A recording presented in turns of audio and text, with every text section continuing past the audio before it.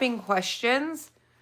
Old pour versus new pour. I got to make sure that I switch all the filters so it shows all messages. We are on the phone, so sometimes it gives us a little glitches in there, so please be patient in it. Oh, I think I was supposed to go the opposite direction. Oh, we'll find out. We'll find out. We'll find out how it works. Jenny, welcome in. Welcome in. Hi, Ashley. So we just got done with getting restricted on the Tic Tac. Hello, Mohawk. Hi, Yvonne. How are you? So we were talking about prepping. And make sure you guys slam that thumbs up button. Priv, welcome in. Welcome in. Oh, Jenny, you just became a member. Thank you. I am working on emotes real quick. Let's see if I message, if Joey gets in here, if he can email me some of them. I'm going to see if I can actually add those in because I'm in the YouTube studio. I would really like to test that. Yeah, we won't get, I don't even understand why we get restricted so quickly over there. Like just talking about basic ways to save money, having a food pantry, those kind of things. Ashley, thank you so much for the gift. I appreciate it. Yeah. I feel bad. Jenny, don't ever feel bad. Do not ever feel bad for asking a question. I don't want that. No, don't feel bad. No, that is that app's problem. That is not your, I will take those restrictions with pride. If you have questions, you can ask some of my moderators. They will tell you straight up. I will take those restrictions with pride because when it comes to prepping, it's not something that should be gatekept. Like I'm not going to gatekeep it.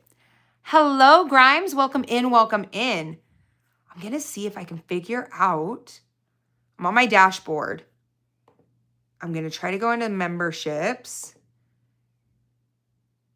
I wonder if Joey can email me some of the emotes real quick.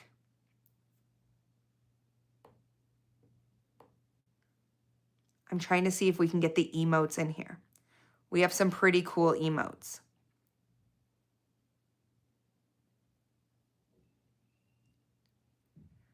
Oh, they are so sensitive and they restrict everybody. Yeah, we're back. We're back on. So any of your prepping questions that we were talking about over there, yeah, we will go over it. I want to make sure, see your members. I'm in memberships. Joey was teaching me how to do this. We want to do,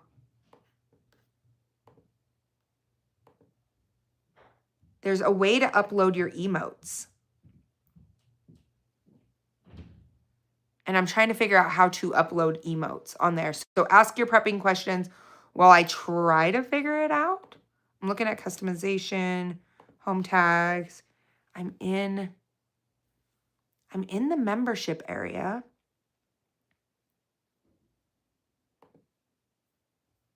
It's showing that I'm there.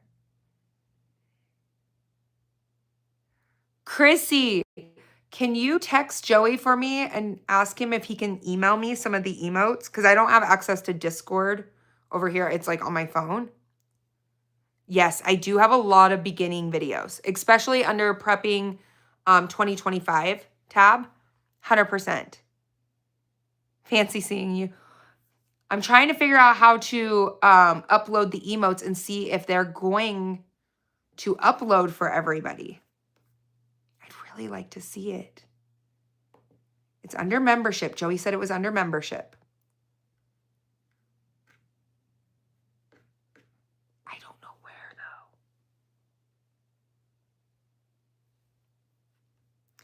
Badges and emotes. Okay, emojis. Got it. Okay. Upload my own. Yes. Yes, can you email them to me? I have my email open. I'm going to see if I can upload, because I guess they're badges. Wait. Okay. I can put them in there. As you gain more members, you can upload even more emojis. So send me 4. And then we're going to put those 4 on. You can pick the top 4 you want to pick, Joey. Joey and Chrissy help me manage almost all my stuff. Welcome to Doomsday Queen 3. Ashley's coming in with memberships. We're going to figure this out. I mean, I'm trying to get my emotes over from the other app to here because they're pretty cool. They're pretty cool prepping ones. Definitely like throw in a cult member one. We'll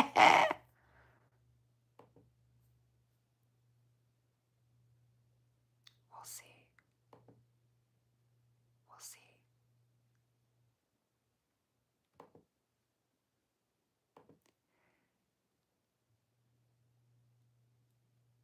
Did I miss anything? Not anything yet. I'm just waiting for your guys' questions to come in. We're just over here trying to see if we can bring all of our cool stuff from the other app over here because we're just learning about it. You haven't missed anything. So we were talking about Mylar. I love Mylar, but you can use food saver bags also when it comes. Hello, Sir Carl Sands. Welcome in, welcome in. Because at least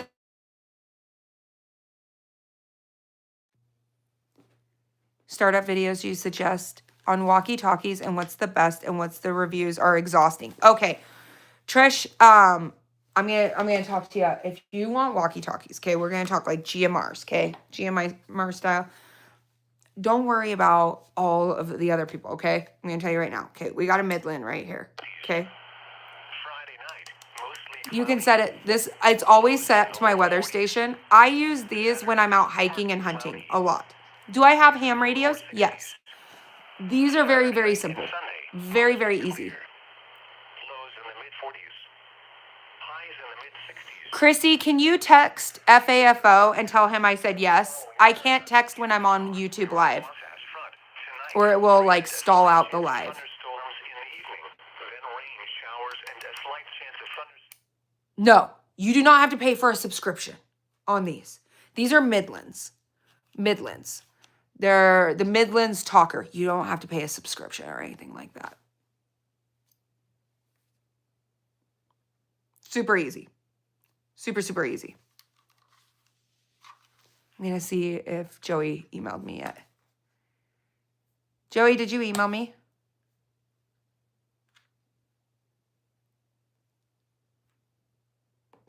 I'm wondering if it got sent into spam.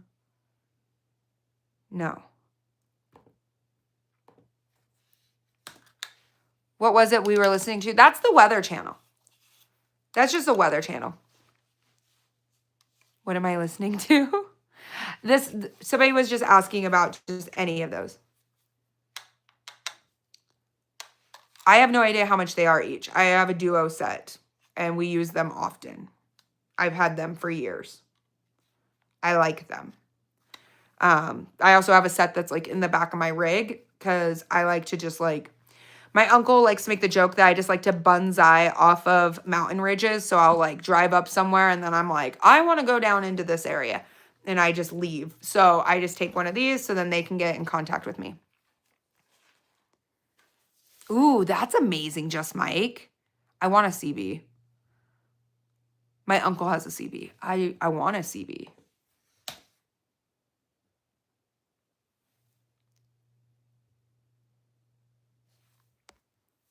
If you guys want to see like one of the EMP bags that I've been working with, I will show you guys. Okay, so this one, we're going to be talking about this on a video. This one's from Silent. One of the best ways and easiest ways for you to test things. There's already a ton of gear in here, okay? Because it's been tested and approved. Ready? You can't make this stuff up. Lows in the mid-30s. Wednesday, sunny. I'm in a basement. Highs around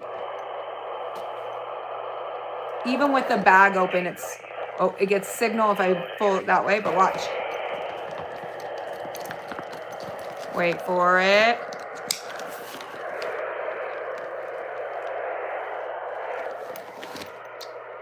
Beautiful. Approved. Oh, I just got Joey's email. Friday night through Saturday night. I don't do IG, FB. That's good because those places aren't the best. They're not the most fun to hang out. Amanda, welcome in. Those are definitely not the most fun. I don't know which one to select. Which one are we like? Oh, okay. We're gonna download that one. We'll do this one.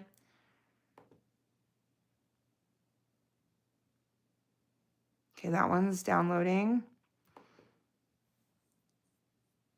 That one's downloading. Okay, let's see if these are gonna allow me to.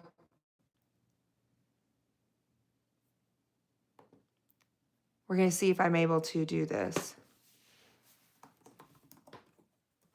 Doomsday, upload. We're gonna get these emotes in. Okay, so those are like EMP protection, and same with like solar flare. So those are things that can wipe out your electronics in a grid down style synopsis. So they protect your electronics from electromagnetic waves, and they are phenomenal. Absolutely phenomenal. Phenomenal. Because even our military prepares for EMPs.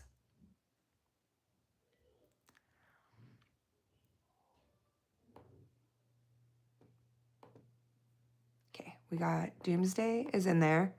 So we're going to upload that one. What's the next one? Sorry, I'm uploading emotes really quick. It takes me like 2 seconds if I can figure out how to do it correctly. Okay, wait. Go back in.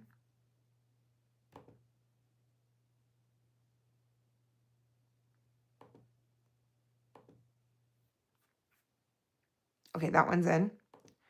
We're going to do the food storage one.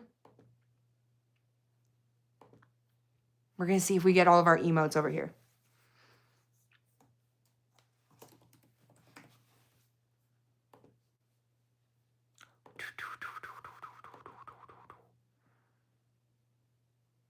I'm hoping we can like get all of these in. Hi, Big Head Empire. Welcome in, welcome in. I'm just fixing the live right now.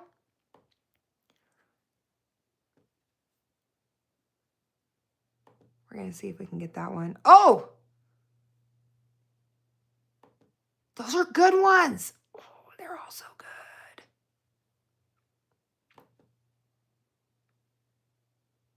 I don't know if we need...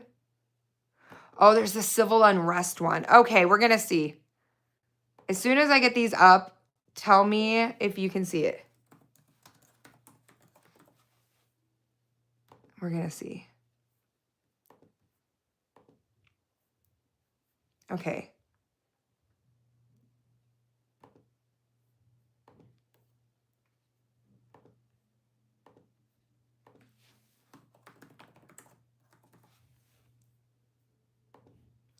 We're going to see if we can do all of these.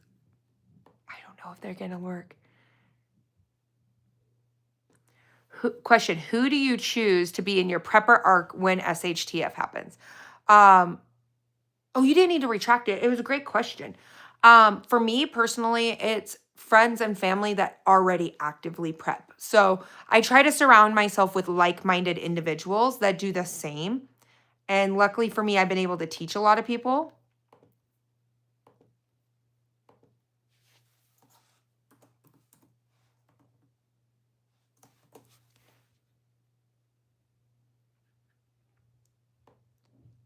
Let's see. Specific characters are not allowed. I'm not allowed to say civil unrest.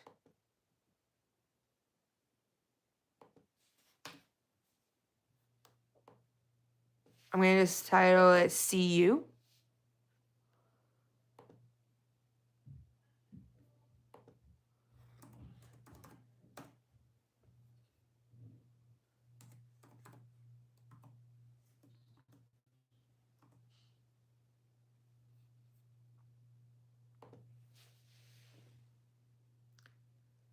Tell me if the emotes are there. Little Redhead's like, I already got some emotes in there. We're going to see if some of the other ones uploaded. We are working on trying to get all the emotes in here. Hello from Texas. Welcome in. Welcome in.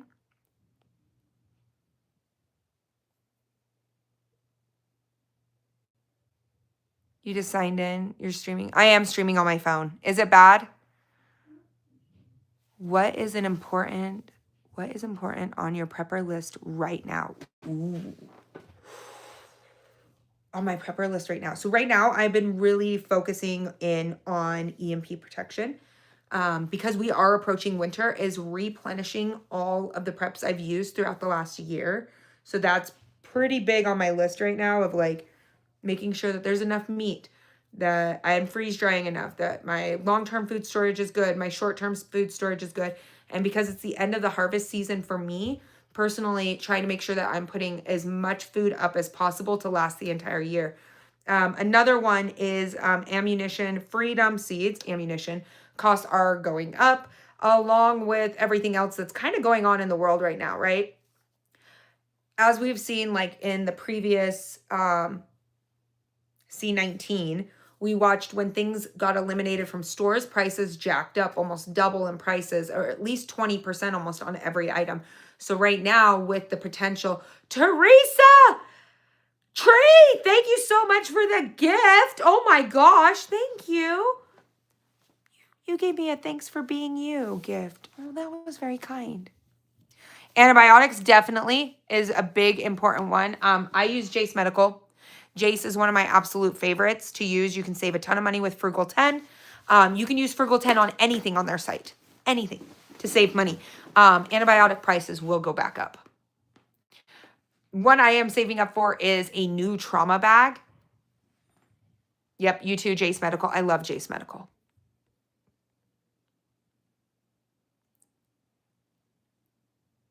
No video feed is good. Okay, thank you. Hi, Brittany. Welcome in. Welcome in. What is something everybody in here is working on in their prepping community? I'm hoping that those emotes updated. If anybody can see it,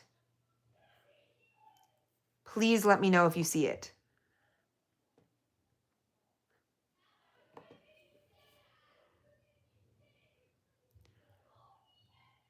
I love the silent ones. The silent ones, those are the ones I've been testing, like a ton of them. Good evening, Douglas. Welcome in. Welcome in. You're working on building your SHTF library. Oh, me too. I just did a new one. I just got a new one to add in, and it's the Home Apothecary. And I've been working on a few of the things in here. But this is a new one added in. Also, because we are selling my family's home, the home that's always prepped. Chrissy, thank you so much for the membership. Oh, we have emotes. Little Red Hen is like, we have emotes. That's amazing. That's amazing. You went hunting last night, this morning, all the veggies done before it gets cold. Yes, we just finished processing that deer. Last time I was live, we were processing a deer and got all of that. Now I have just the remainder of the roast soaking right now for jerky, but everything else is processed out, ground up, steaks, roasts, everything is all put away for the winter. And so as we head into November, we have to really start working on preparing for the winter. Financial, buying food on sale, yes. Right now, freeze dryers are like $2,000. They're spendy. Some you can find for about $1,100, but they're spendy.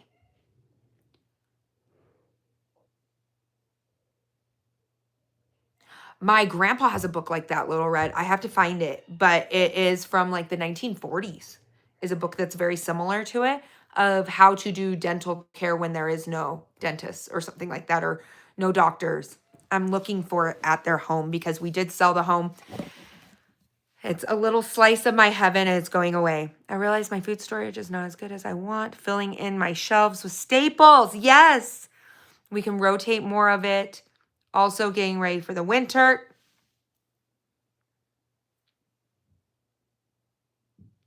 How do I prep money? I do have some gold and some silver, But I truly believe that gold and silver and precious metals would be used for the rebuild of collapse.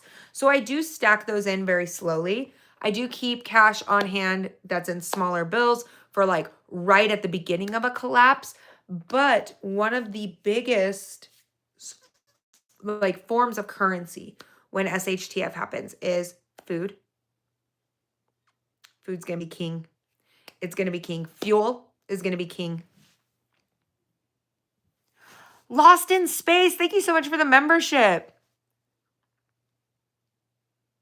Oh, there's lots of different places. I'm a coin collector. That sounds really weird. I inherited my grandpa's precious metals. So I don't really go out and buy them very often. But I inherited his. And so I've had a lot of these since he's had them since like 1910, 1920. I'm going to try to get my hands on butter tomorrow. Oh, yay. That's amazing. 2 things for the price of 1. And also I use heavy whipping cream for recipes in my home. So that also like substitutes in. Lost in Space is code red. Is it? I am so lost. I'm silly. I'm just figuring it out. Oh, thanks, Adrian.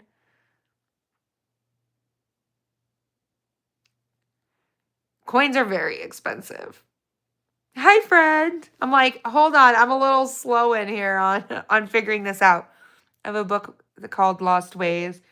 It's like an old survival. Yes. I know which book you're talking about, and it's a great one. Yeah. I have some like $5 Friday prep videos. I haven't done a few in a minute. I don't know why your old name's coming through, but I like it. But $5, just adding little things in. Question. What was the prepper thing you did that was a game saver? Ooh.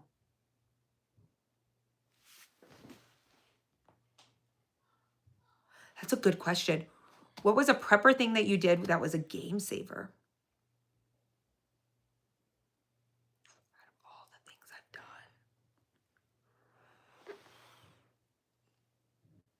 done. Let me think. I'm gonna start messing with my face because I'm thinking.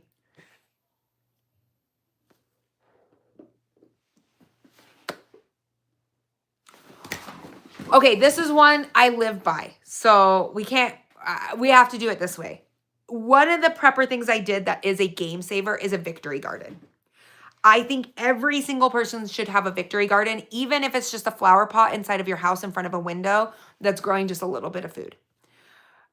If it's just that, I have lived in like 15 different states. I move a lot. I grew up kind of in a not a gypsy, I don't know if I'm allowed to say that word, a traveler type of style. My mom was very much a hippie, and so we traveled around. Having a victory garden is something my grandpa told me. Like when I was really little, he was like, so he used to like sit me down on the side, and this is coming from an old school prepper, okay?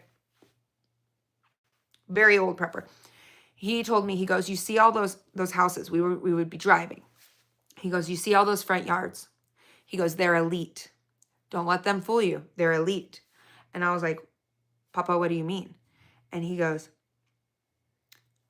only people who have green grass don't worry about the cost that they spend in a grocery store. But every single person should have a victory garden. And when war fell upon all these different countries, it was the ones with a victory garden that were successful.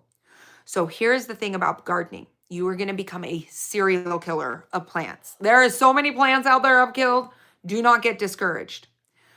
When you are prepping, if you practice what you preach and you are growing your own food and you go to that food source and you start seeing like, oh, I'm going to have all of this and I want to save as much as I can. And you'll start little by little. You may only get like 1 or 2 meals the first couple of years where you're like, oh, that didn't really feel like it paid off. The more and more comfortable you get with it, That is the one thing for prepping I think that sets me apart from others, is because I've had a victory garden in every home I have ever lived in. It is something that I feel very strongly about, even if you have no space. In college, I had garden plots that were in my windows that literally just grew lettuce and herbs. In college, living in a little apartment, you can do a lot with a little amount of space. And if you really push forward into that, you will learn so much more.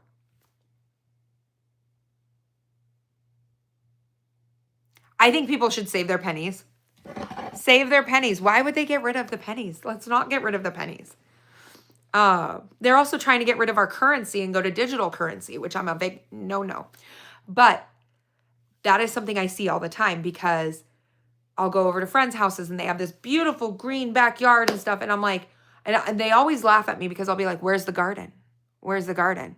And then they'll complain about food costs in front of me. And I'll go, but where's your victory garden?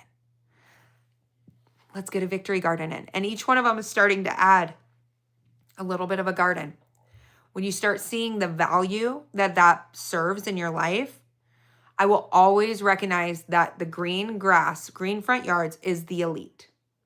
They didn't need to rely on it. But my family needed to rely on a garden. Mine is water storage. Ooh, yes, the snow apocalypse in Texas. Your well froze and it saved us. Oh, we do talk a lot about the snow apocalypse of Texas, having buddy heaters, knowing how to run your generator safely outdoors, solar generators to run indoors so that you don't experience the tragic of the CO2 deaths that happen, along with water storage, food storage, heat storage. People don't even realize the small amount of BTUs that candles can put off. That is the heat that it can produce off. Not a lot of people realize it. The seed source that I've been going to, it's one that Chrissy recommended. Chrissy, is it? They're all upstairs. That's the only reason why I didn't do this. Never catch you. I think I did once. Oh, well, welcome in, Karmic Angel. What is the seed company called? Hold on. Chrissy, SOS. She's going to know this because she sends me the link all the time and I go through there to order.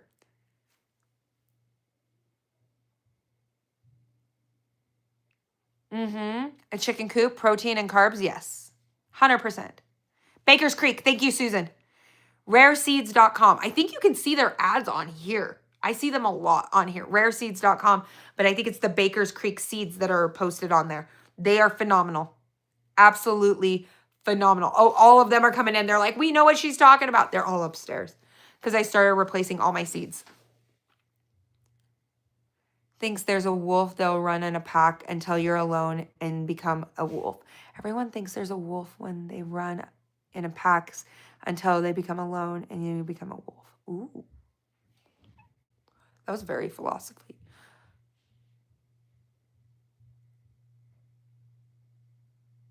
Easy not eating, easy to grow. Easy to grow. They're super easy to grow. Yeah, their address is rareseeds.com. Their germination rate, I've had zero problem with. Zero problems. This year we had I call it a catastrophic event. Our neighbor was spraying for weeds and the wind shifted and it hit some of my crops. And I had to restart over. So I used Baker's Creek. That's when I asked Chrissy and I had them shipped. And I immediately went and planted. And I was still able to get a harvest off even though it was like July and I had lost most of them. Do they ship internationally? I'm not sure. Oh, does it, Essie? I actually used to have a different wedding ring. A lot of people don't know that. I had a different ring and then I decided to exchange it out. Oh, this is going to be weird lore for the internet. I have an obsession with the 1920s because of my grandparents and how much time I spent with them. And so I got the set put in at 1920s casting that fits my personality more. And that it doesn't like catch on things. But thank you.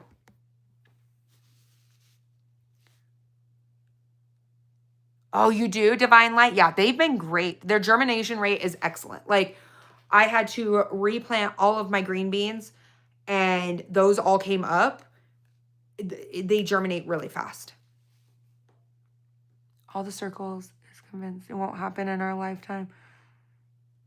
Okay, so in your circles, when they're saying nothing has happened, you get to throw out facts. And I highly encourage when you're in the prepping field to throw out facts at people.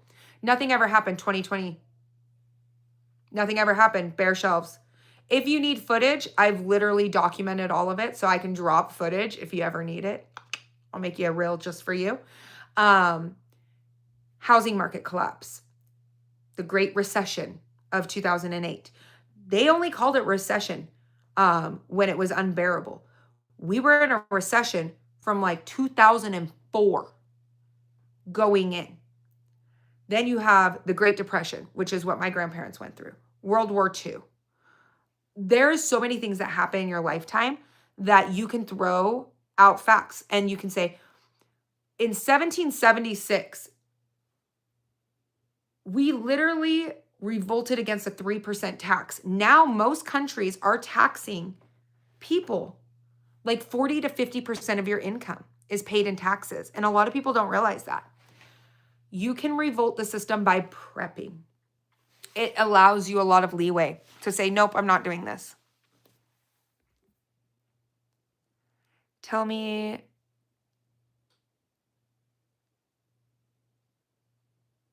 Why?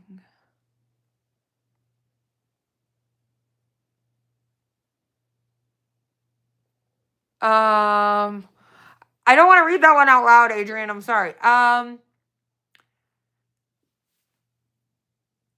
I think it's like an expectation. The TP shortage of 2020, right?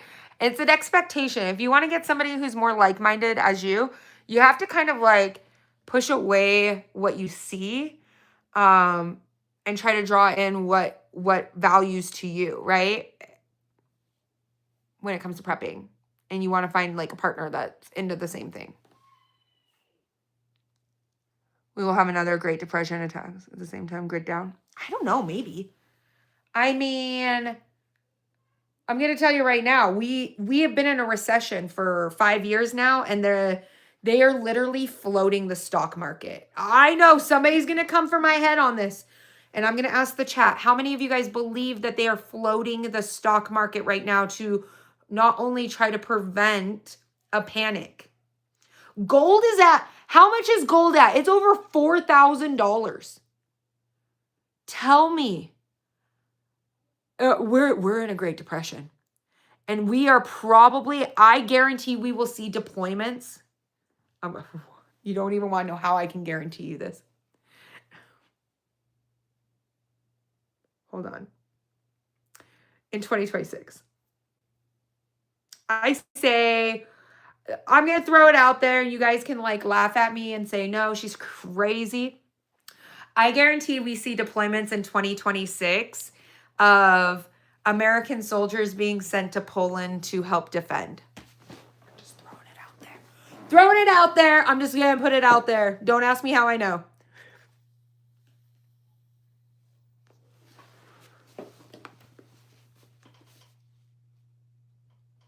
You can laugh at me. You can laugh at me. Because, okay, so a lot of the people in here are from my TikTok. And I have thrown out things that I've seen happen, like for the last like 5 years. And I'm like, this is happening. This is most likely going to happen. This is happening. And then I'll say, I don't think that this is going to happen, but this is happening and this is looking more probable.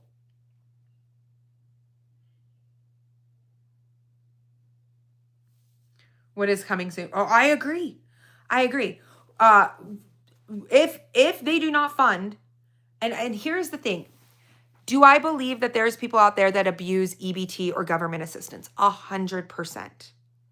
100%. I do believe that there is people out there, but I don't believe all.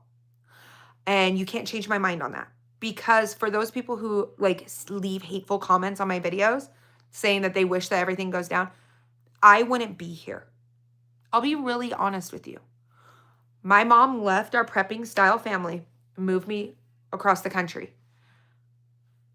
Because of the skills I learned from my grandparents, I was able to survive on.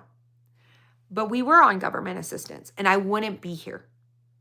Like when I say food scarcity, I am not a picky eater. If you made me food, I'm going to finish that plate. It wouldn't even matter. It could be organ meat. It could be anything. I'm going to tell you, I would finish it because I grew up with food scarcity. I don't wish that on my biggest enemy.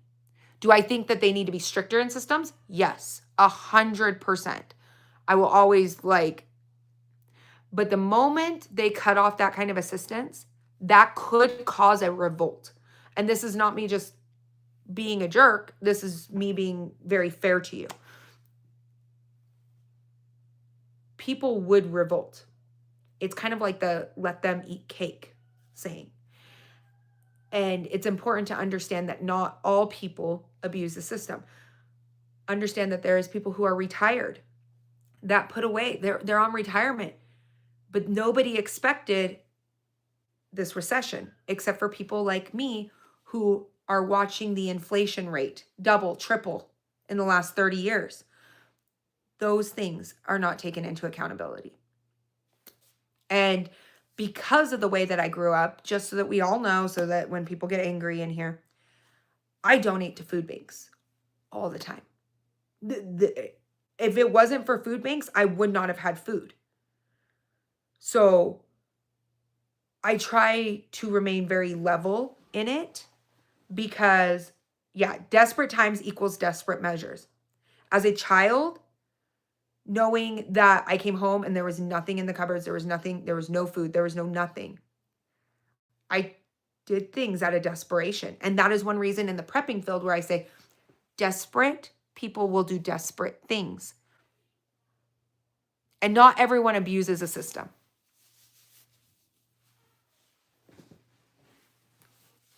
I think that there's been a deployment brewing, Adrian, since before Trump.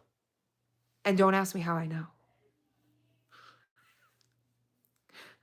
I was in the service for 8 years. My husband's been in for 19 years. And they're the ones who are always first out deployed. I'll just put those words out. Those deployments have been being talked about since Biden's been in. So when I say World War III is coming, this has been an open conversation. They are trying to get soldiers into a wartime mindset. It's like an active brief. It's not just one president, guys. This is world leaders that want this.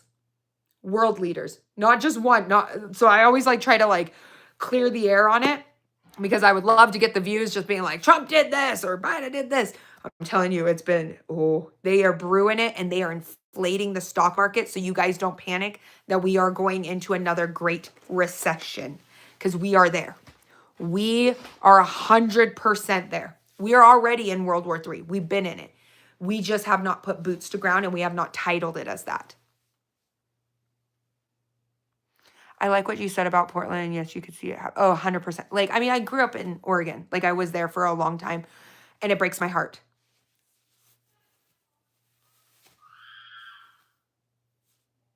That's my daughter. They're teens. They're loud. I'm so sorry. Shh. You're going to make the internet think. I think they're playing games.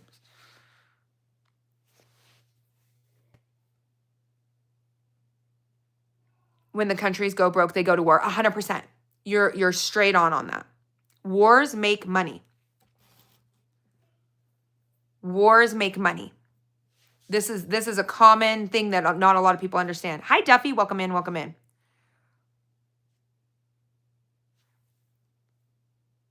But we've been in war.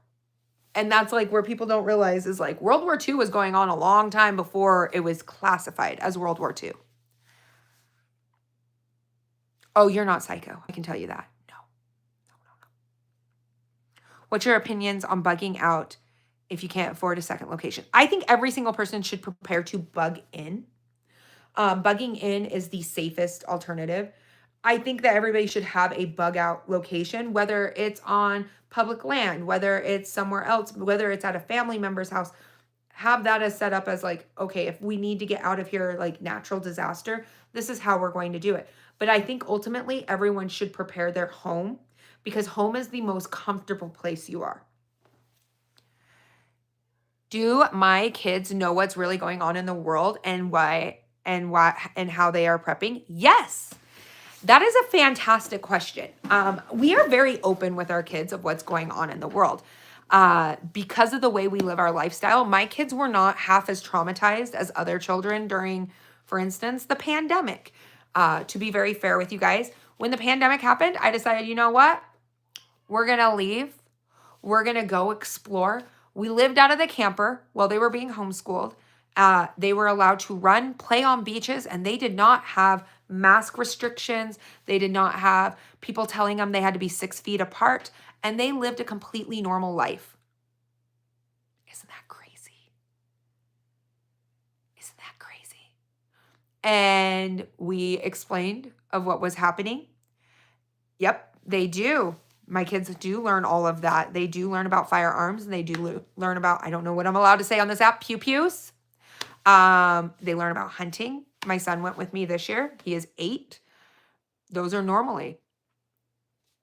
I don't homeschool. Like, they're in school now, but like when their friends come over and they're like, I went crazy. Like, I was at home, locked in my room, and my kids are kind of like, my mom moved us into a camper and we went and explored things. I don't really understand. Like, it's hard because they did not have to do that.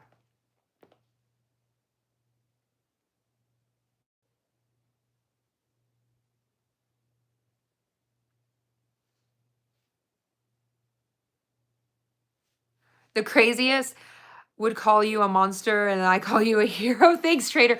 That was when I realized like how many things had flipped. So like what was considered liberal is now considered conservative.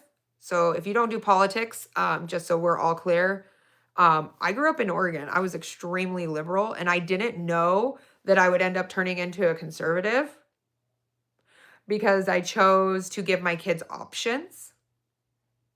And then people like real life people I know in real life villainized me and said that I was like harming the planet and all kinds of stuff. And so then I was like, where do I lie? So I'm pretty neutral in things, but at the same time, I can see like different perspectives. But yeah, that one kind of flipped me over to this way.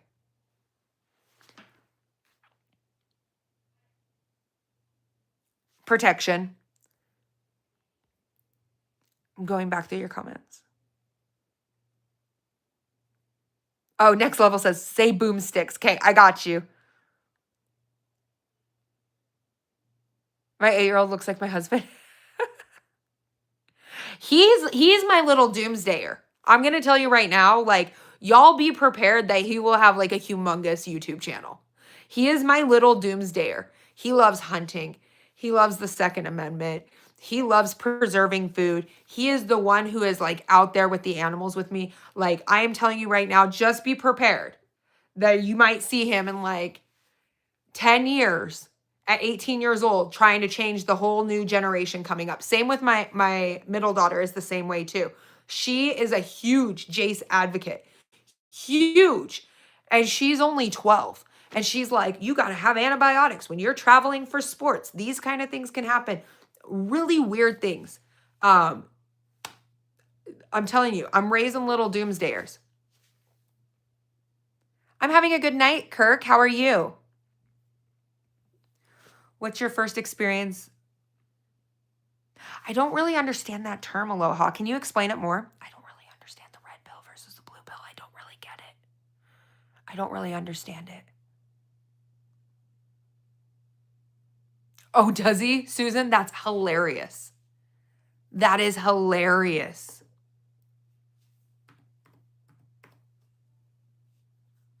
I hope these badges worked.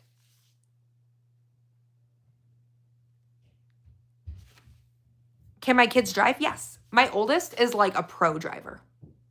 She's 14. She's been driving since she was 8. Like I told you, I grew up in the middle of nowhere. Is it a matrix? I don't know. I don't understand it. I feel like I've always leaned both ways.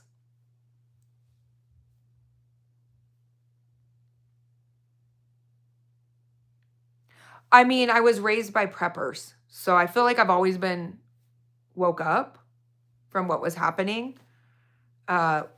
Kids in their 20s, I mean, I'm in my 30s now, but they were out partying and drinking, and I was canning and making my own bread. Don't know if I would be considered the same as others. Beyond a facade. Okay, thanks, Muse. We drove up into the country and learned how to drive stick shift. Yep, that's what I grew up on, stick shift. People need to start preparing right now. Like, this is like a big thing that's going to happen.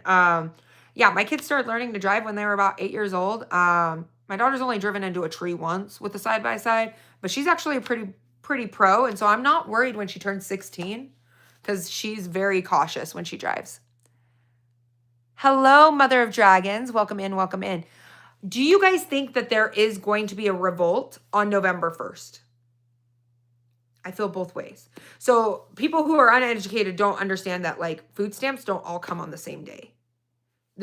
Everyone has a different time. I remember ours, like when I was a kid, ours came on the 12th of the month. Can you trust can you recall where you trusted your gut and it came true? Oh man, these interview questions are wild. Okay, this one is one I've talked about. So prior to the pandemic, mind you, I have been prepping my whole life. I have been doing this. My kids don't know anything different. This is the way I've always been. This is common to them. But it was about a year prior to the pandemic. And this is where part of my faith, I feel like, plays a role in it. I felt something heavy on my heart. So like when I make videos and I say, I'm feeling something really heavy on my heart, I'm like really telling you like how I'm feeling. And something was telling me, your garden's not big enough this year. We need to do this. So then I decided to plow up a whole nother section of my yard to grow even more. And at this point, my husband just supported me in it. He would help a little bit in like the tactical sides and just certain areas of the preps, but he didn't really see like the purpose fully of it. He just knew that this was just the way I came. This is a package deal of me, okay? You don't get anything else but what is me. And I felt it so heavy. Like normally I would can about 100 pounds of tomatoes or 120 pounds of tomatoes. And I was like, I need to can 300 pounds of tomatoes. And I like started going to like farmers markets and like buying what I wasn't growing. I was growing quadruple the amount of food that I had ever grown. I started grabbing more and more chickens, adding more and more to my flock, and just so on and so forth. And I felt it really heavy in my heart. Okay. Where I was so swamped that summer, we didn't even have a normal summer. I was just constant. Like I was going to the store probably every other week. I was picking up an extra 25 pounds of flour, extra 25 pounds of sugar, just different essential ingredients. And I just really, it was in my gut where I felt something was really off. And I was like, I don't like this and I don't feel this. And my husband was like, whoa, you're becoming a lot right now. Like you're kind of panicking and I don't like the way that you're doing this. I just don't like it. I'm not understanding what's happening. And I was like, something is telling me that something is really off and we need to do more and I need to do it now. And we got to August and my mom got really sick. My mom, she was showing same signs that my daughter shows. My daughter was born with kidney disease. She's had 14 kidney surgeries, little doomsday queen. And she spent a lot of her life in and out of the hospital. And I was noticing some of the same symptoms on my mom. And I was like, Mom, have you had your kidneys checked out? Something seems off.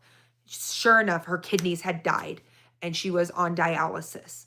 And we started helping take care of her. And then it was feeling even heavy. And that's when the pandemic was being mentioned.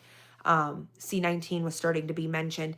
And I had just been mylaring and preserving and getting freeze dried and just like stacking and stacking and stacking, just like it was almost like a compulsion. It was the weirdest sensation. This was causing like fights, like within my own family, within my entire family unit. They were like, okay, you prep a lot, but like this is getting eccentric. Like we don't understand what you're doing. And I was like, I feel it. I feel something is brewing and I don't know how to say this. And my papa and my granny, they told me to trust your gut. When you feel it hard and you go with it.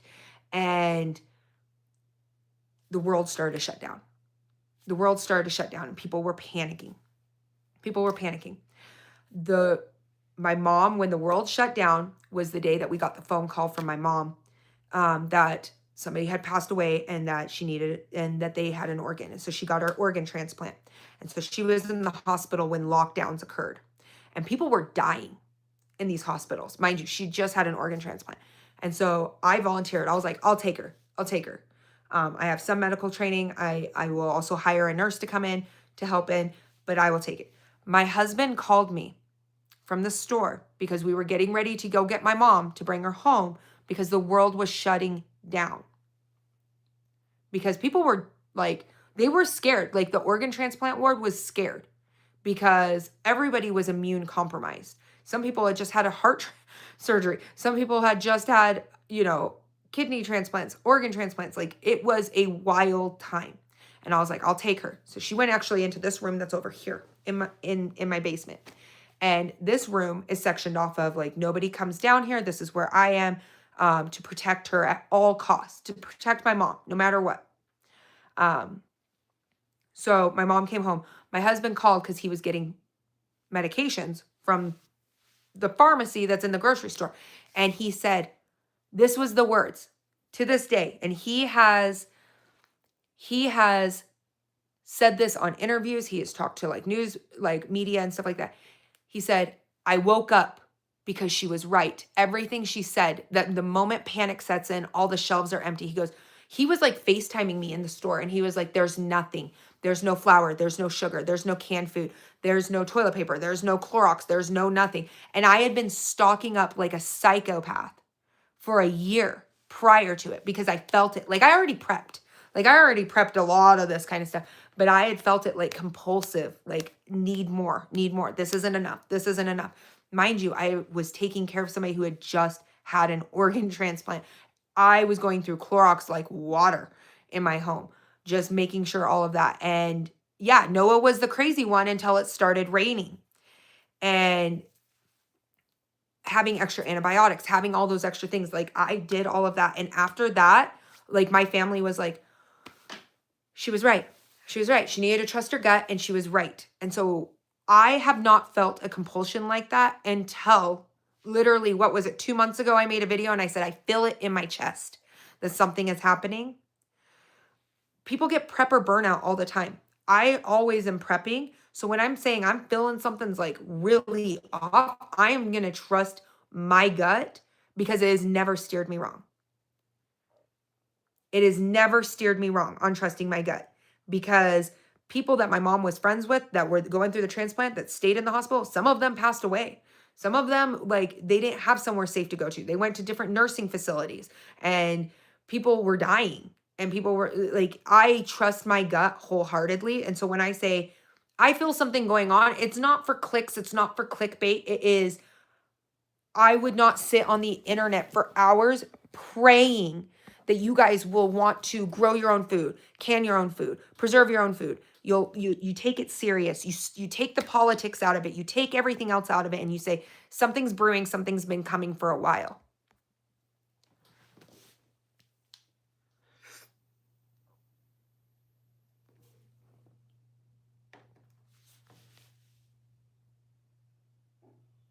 For a year or something happens, do you still try to get, well, you can? Yeah, I do. And then I use what I prep. So I do not prep like weird things that my family won't use because I don't believe in doing food waste. Because of the way I grew up and grew up below the poverty line and grew up with food scarcity, I only prep what we will eat. Like that is a big one.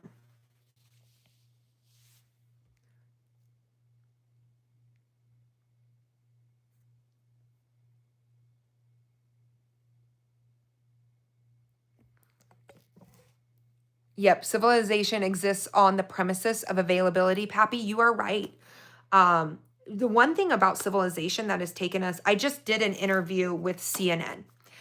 And I'm a little nervous because the last time they did an interview with a homesteader, they made her look like a victim. So if you see some weird news article and they're like, oh, she's like indoctrinated or something, just know that they misconstrued my words. But I believe that food waste, the average home wastes 350 pounds of food. Could you imagine how many mouths that could feed? How long that could feed your family for?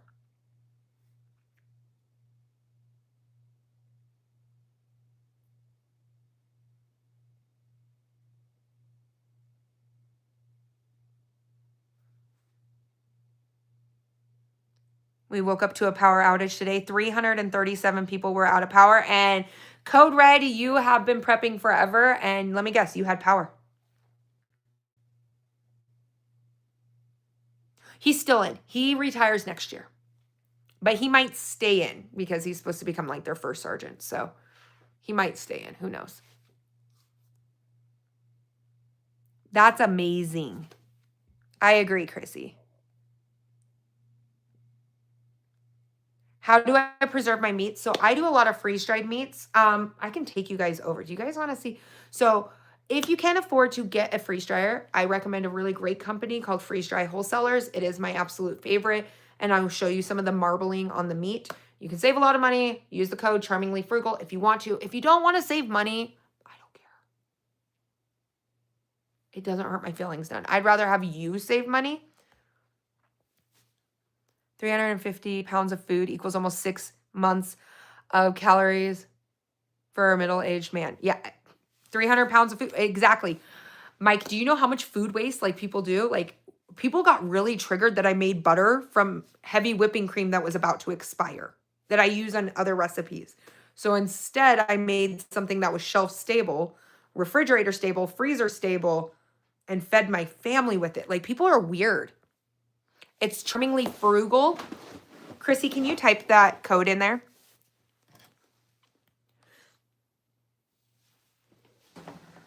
You love that video? I know, I triggered, like, I got, like, cursed out over that video. It was crazy. Okay, so this is Freeze Dry Wholesalers. It's kind of a disaster over here. This is my absolute favorite. Do I have a freeze dryer? Yes. Do I freeze dry all the time? Yes. But it also costs a lot of energy to run my freeze dryer. So I prefer to do a lot of my meats over here. So if you're looking for like freeze dried meats, I also love to can my own meats. And I have a ton of meat in my freezer. But like freeze dried pulled pork, that's one of my all-time favorites. Breakfast sausages. Actually, let me just turn the camera so you guys can see it a little bit better. Okay. Some of it's knocked over. It's kind of a mess. Butter hate is a thing. Like there's weird things on the internet. The reason why I go to them is they have technology that is 30 years in advance to that freeze dryer over there. Freeze dryers are great. They have amazing technology, but they have this patent, like it's patented, and they do all of the nuclear submarines. So when you think nukes, you think prepping, you think, there's people living in submarines underneath the water. This is the people who do the food for them. And they have it patented a way to be able to do fat. That's corned beef. Look at that fat, that marbling fat. Does a freeze dryer raise your electric bill? Yes. Yes. Yes. It pulls like 6,500 watts. When the grid goes down or the apocalypse happens, that freeze dryer is going to be literally in front of my door, like pressed up against my door. It's just going to be a heavy weight. Cooked or uncooked meats? I've done both. My favorite fully cooked one is this one. Freeze-dried smoked pulled pork. I can't keep this on my shelf long enough because I take this hiking and backpacking with me. And my kids love it. Anybody that's been a skeptic, they love it. I do love their breakfast sausages. Those rehydrate perfectly. But the uncooked meat, they're amazing. And just as a rule of thumb, your freeze-dried meats will only absorb as much water as that they need. So you can't hurt them.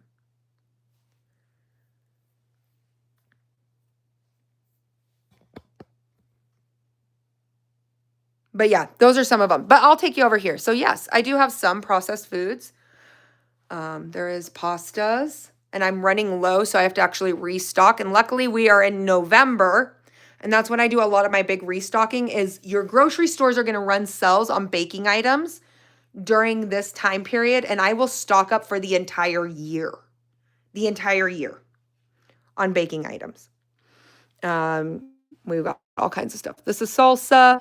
This is marinara, and you can tell this is not dust. This is because I mylar flour down here, guys. Mylaring flour, so it gets on everything.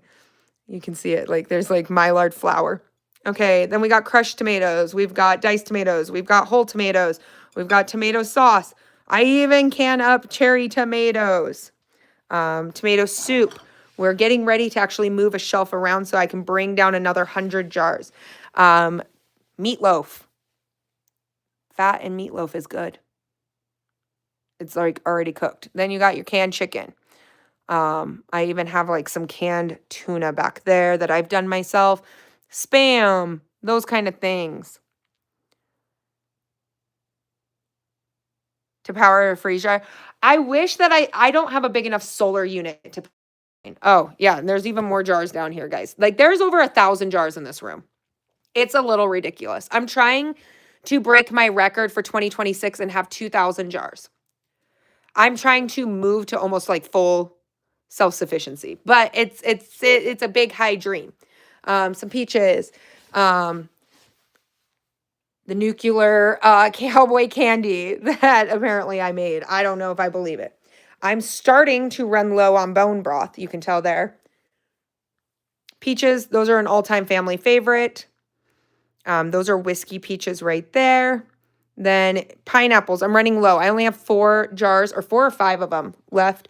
I'm running really low on pears. And right now pears are in season, so I'm supposed to pick some up.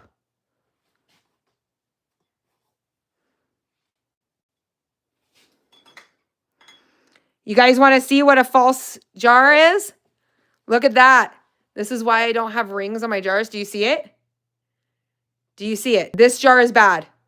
So I even just lost one right now. Because I am down here so often.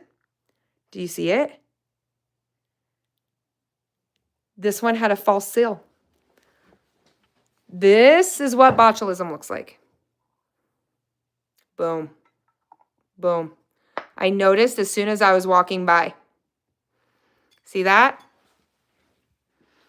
See that? So I just lost one jar. Because I'm down here so often, I am constantly, you'll notice, like I will be observing and checking out my rims. I am very, yep. As soon as I saw it, I was like, yep, that's an instant notice for me. That one lost a seal, and that's one of the reasons why I don't.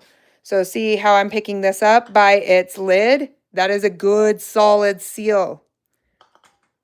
It happens. That's probably the only one I've lost in a long time. Like a long time. That's why I don't put rings on it. Because if there was a ring on that jar, see how I can pick up these pairs? Like this? Jake is still good. Jake has been here forever, guys. This is the one jar they won't allow me to eat any of it. We're almost out of all the whiskey peaches, but this is Jake.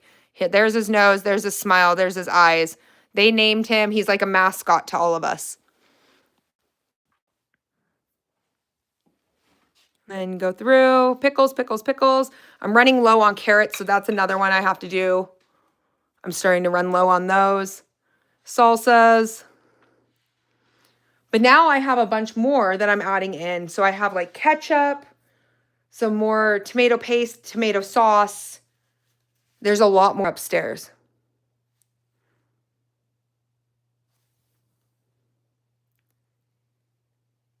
With failing lids. That's the first failed lid I've had in a long time. I will say that. That is a first failed one, but I'm constantly down here so I can see and I observe.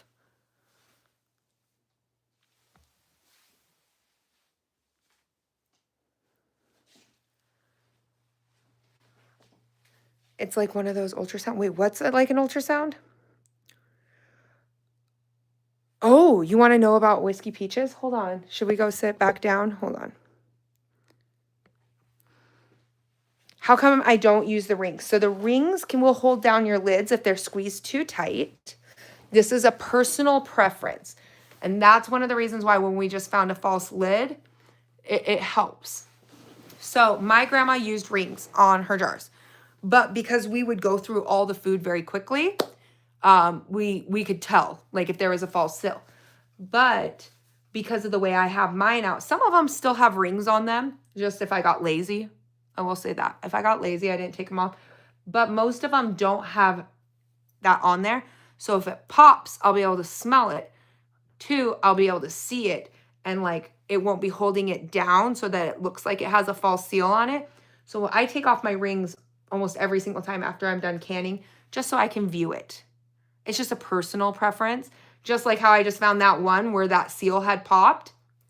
If you go back through my videos, probably 2 weeks, I guarantee it's been in the last 2 weeks. 2 weeks. It probably popped while I was gone hunting. Because I filmed so much right there, I can see all of their rims. I can see every single part. So then I can tell if something pops or not. And that one popped out to me today where I was like, you popped. I lost a seal. That's a bummer.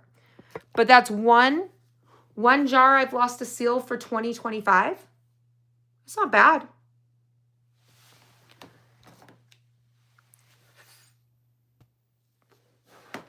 I won't ever try to hide something for you guys. I will tell you that. Muse to Sleep, I will never try to hide the true aspects of the homesteading and prepping aspect. Never. I make mistakes. So that we can like kill off rumors. Somebody said if you add oxygen absorbers to sugar, you're going to make bricks. And this was one like I rocked the internet with. And that people got real mad at me.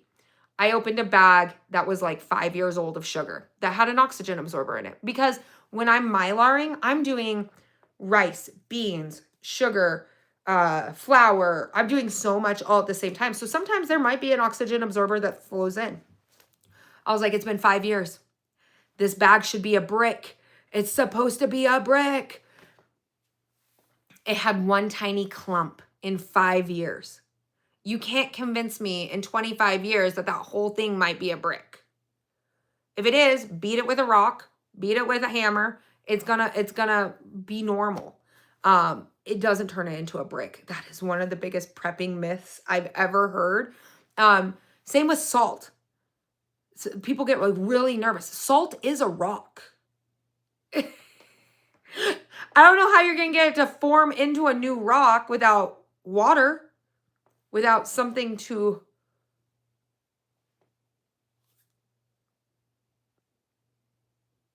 Yeah, sugar's not supposed to have any moisture in it. Yeah. Exactly, Liberty. But people get, hi, Walter, welcome in, welcome in. And anybody who's new in here, welcome in. Make sure you slam that thumbs up button. I greatly appreciate it. But yeah, that was like one. High altitude, Alberta. It does brick, just hit it, right? Like you can hit it. Like I live in like 6,500 feet above ocean. Beat it down if it does. But if you dropped an oxygen absorber into something that's not supposed to have it, don't panic. Don't let like people on the internet like try to scare you into submission on it. I mean, I'm from Utah. We got salt mines all over the place over here. Right? You have to be carefully with sugar. I've seen sugar. Sugar plants explode? How do they explode? Wait, whoa. I'm like now going to deep dive that. Tell me about it. You just struck my curiosity. Yeah, less humidity is better than wet. Yes.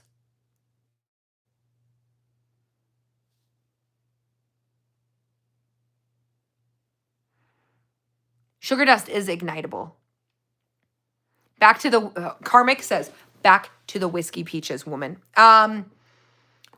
Maybe I don't know if I have a video that doesn't have music on it. So whiskey peaches is where you just can peaches like normal peaches. So if you go on to here, I show me canning peaches. Super easy. What you're going to do is you're going to pour some whiskey in it. You're going to put your simple syrup in it. You're going to add 1 stick of cinnamon in there. A couple cloves if you like the clovey flavor to it, okay? You can do a little splash of vanilla, and then you're going to shove in there some whiskey. Pour with your heart. And then you're going to can it. And then when you pour those out over ice cream, you're going to be the hit at the party. I will tell you that. That is one thing I am known for. Like if I show up to like a football party and I got some whiskey peaches, everybody goes nuts. They're like, oh, she brought the whiskey peaches. Yes, the alcohol, I think, does get boiled out of them, but they do have that taste. Good afternoon. I think I do, but I don't think I can put it on here, Wendy, because of the sound. I might get copyrighted.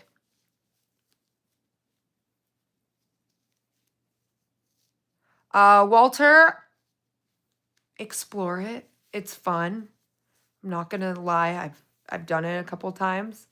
It's pretty safe. You're pretty much like making a hooch. You'll be okay. Yeah. Make a new video? I don't have any ripe peaches to make a new video. We just got done with peach season like 4 weeks ago. And I don't buy stuff from the store because I'm anti-grocery store. Some stuff I do buy from the grocery store. I won't like deny it, but I am very big on, right now, like on the property, we're starting to do our food forest. That seems a little too risky, but dun, dun. I like the drums that you dropped in there. Next year, maybe? Yes. You've made apple pie. Ooh, that is delicious. You can't find the recipe? I'll have to look that one up.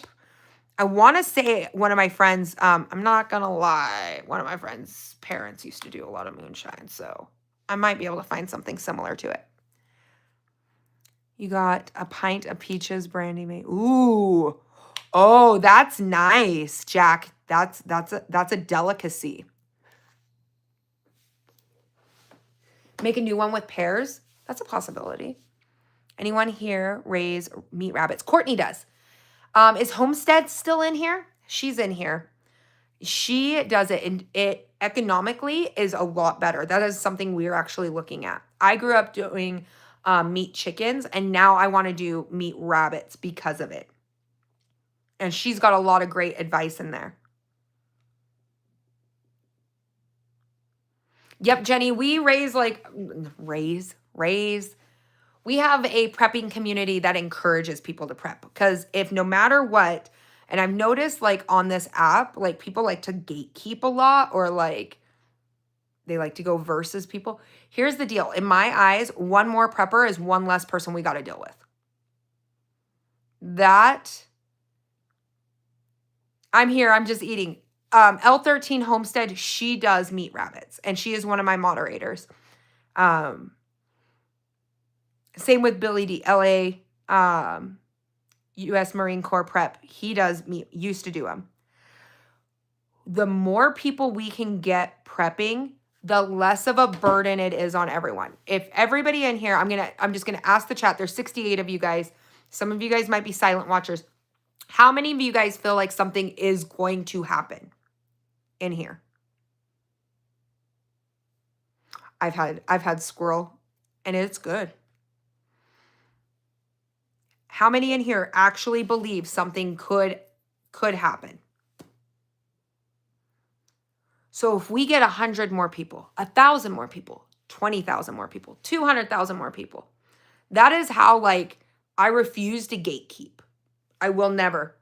Every one of my moderators is a prepper and does something unique on their own level so that we can stay well balanced. Because my way is not always the right way. I'm definitely one of those people who believes in the prepping aspect, that everybody serves a purpose. You've been feeling it for a while.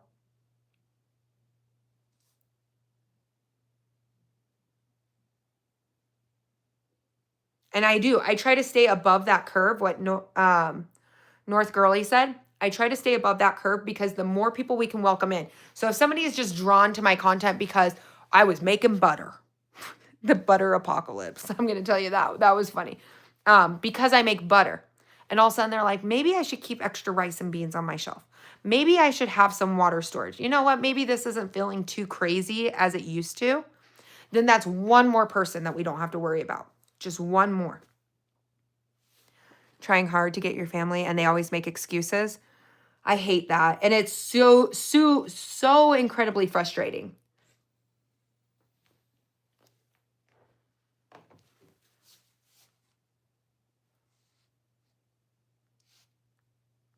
Well, and even if it doesn't happen, then things that are happening right now could still happen, right?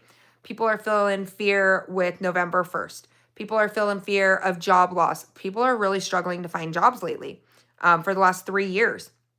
Those kind of things. Yep. I'm sure change is coming and the SNAP issue is a tipping point. I agree. Also, you got all this political hostility towards each other. When did we decide we hate each other over stuff?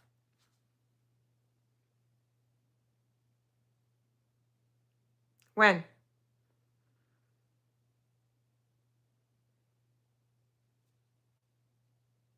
It's been building for a long time. I agree. Like, when did we decide we started hating each other? There's lots of people I don't agree with. There's a lot of people. There's a lot of content creators I don't agree with. There's a lot of them that I do really value, and I think that they are great and they truly care about their communities. And there's a lot of people who I'm like, are you just doing this for the money?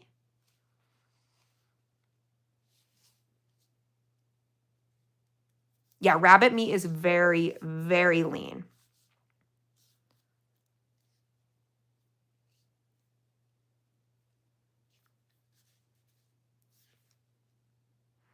Some family said that they're going to come to my house, and I told them, don't come empty handed. Yeah, that is something. People who we associate with, they all like, I'm very strict.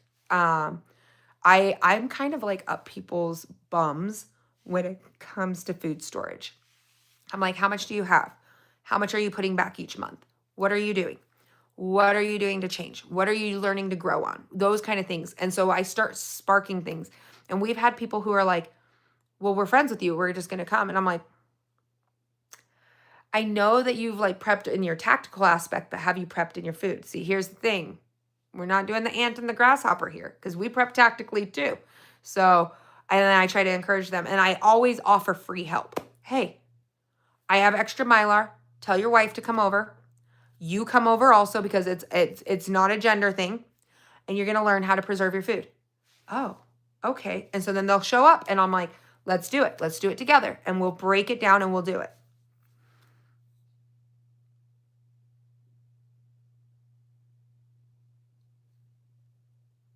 I've heard people tell me all the time. Well, now I feel like I've created my own little army with it. And especially even my neighbors, like all my neighbors prep. All of them prep. Just so we're all clear. I'm from Utah. A lot of them are a prep to begin with, but now they like super prep. And I'm going to tell you right now, I would love to see some, like, if something did happen, people to approach our neighborhood because they'd be like, oh no. Like, I can't tell you how many people I've like gone over to their house in the middle of the night to fix their freeze dryer or to help it to stop running codes. Like, when you start creating your own little nation on it, that's why I always make the joke. Are you in the cult? Do you want to join the cult? Because we're always looking for more members. We want more of you. I want more people to prep. I don't want you to prep out of fear. I want you to prep like, I know what could happen. I know the things, and these are the ways I want to prep. You want to have more food? I mean, nothing's more true than they'll poison your food, they'll poison your water, they'll poison your air. What else more is there to prep for? I want to be in a cult, but I'm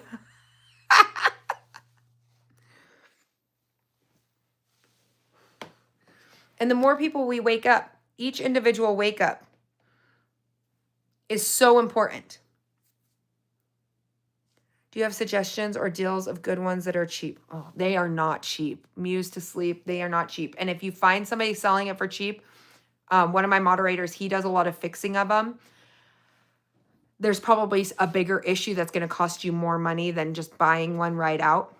I do know like Costco will run a deal on them. I think Tractor Supply does one for Black Friday, but they're still expensive.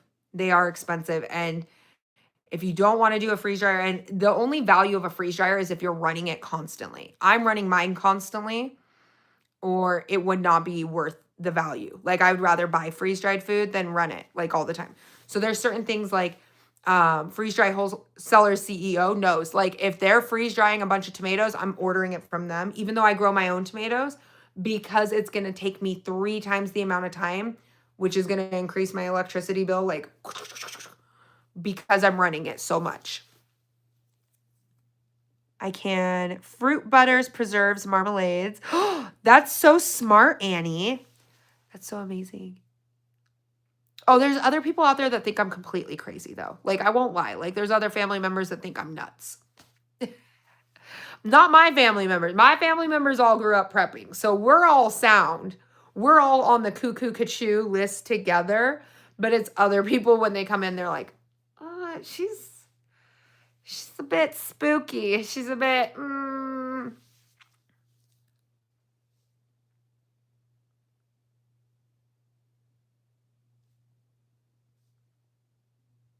True. Pressure canners, you can get a lot done. The cool cuckoo. You save for a solar generator first. It took me 2 years saving for my first solar generator.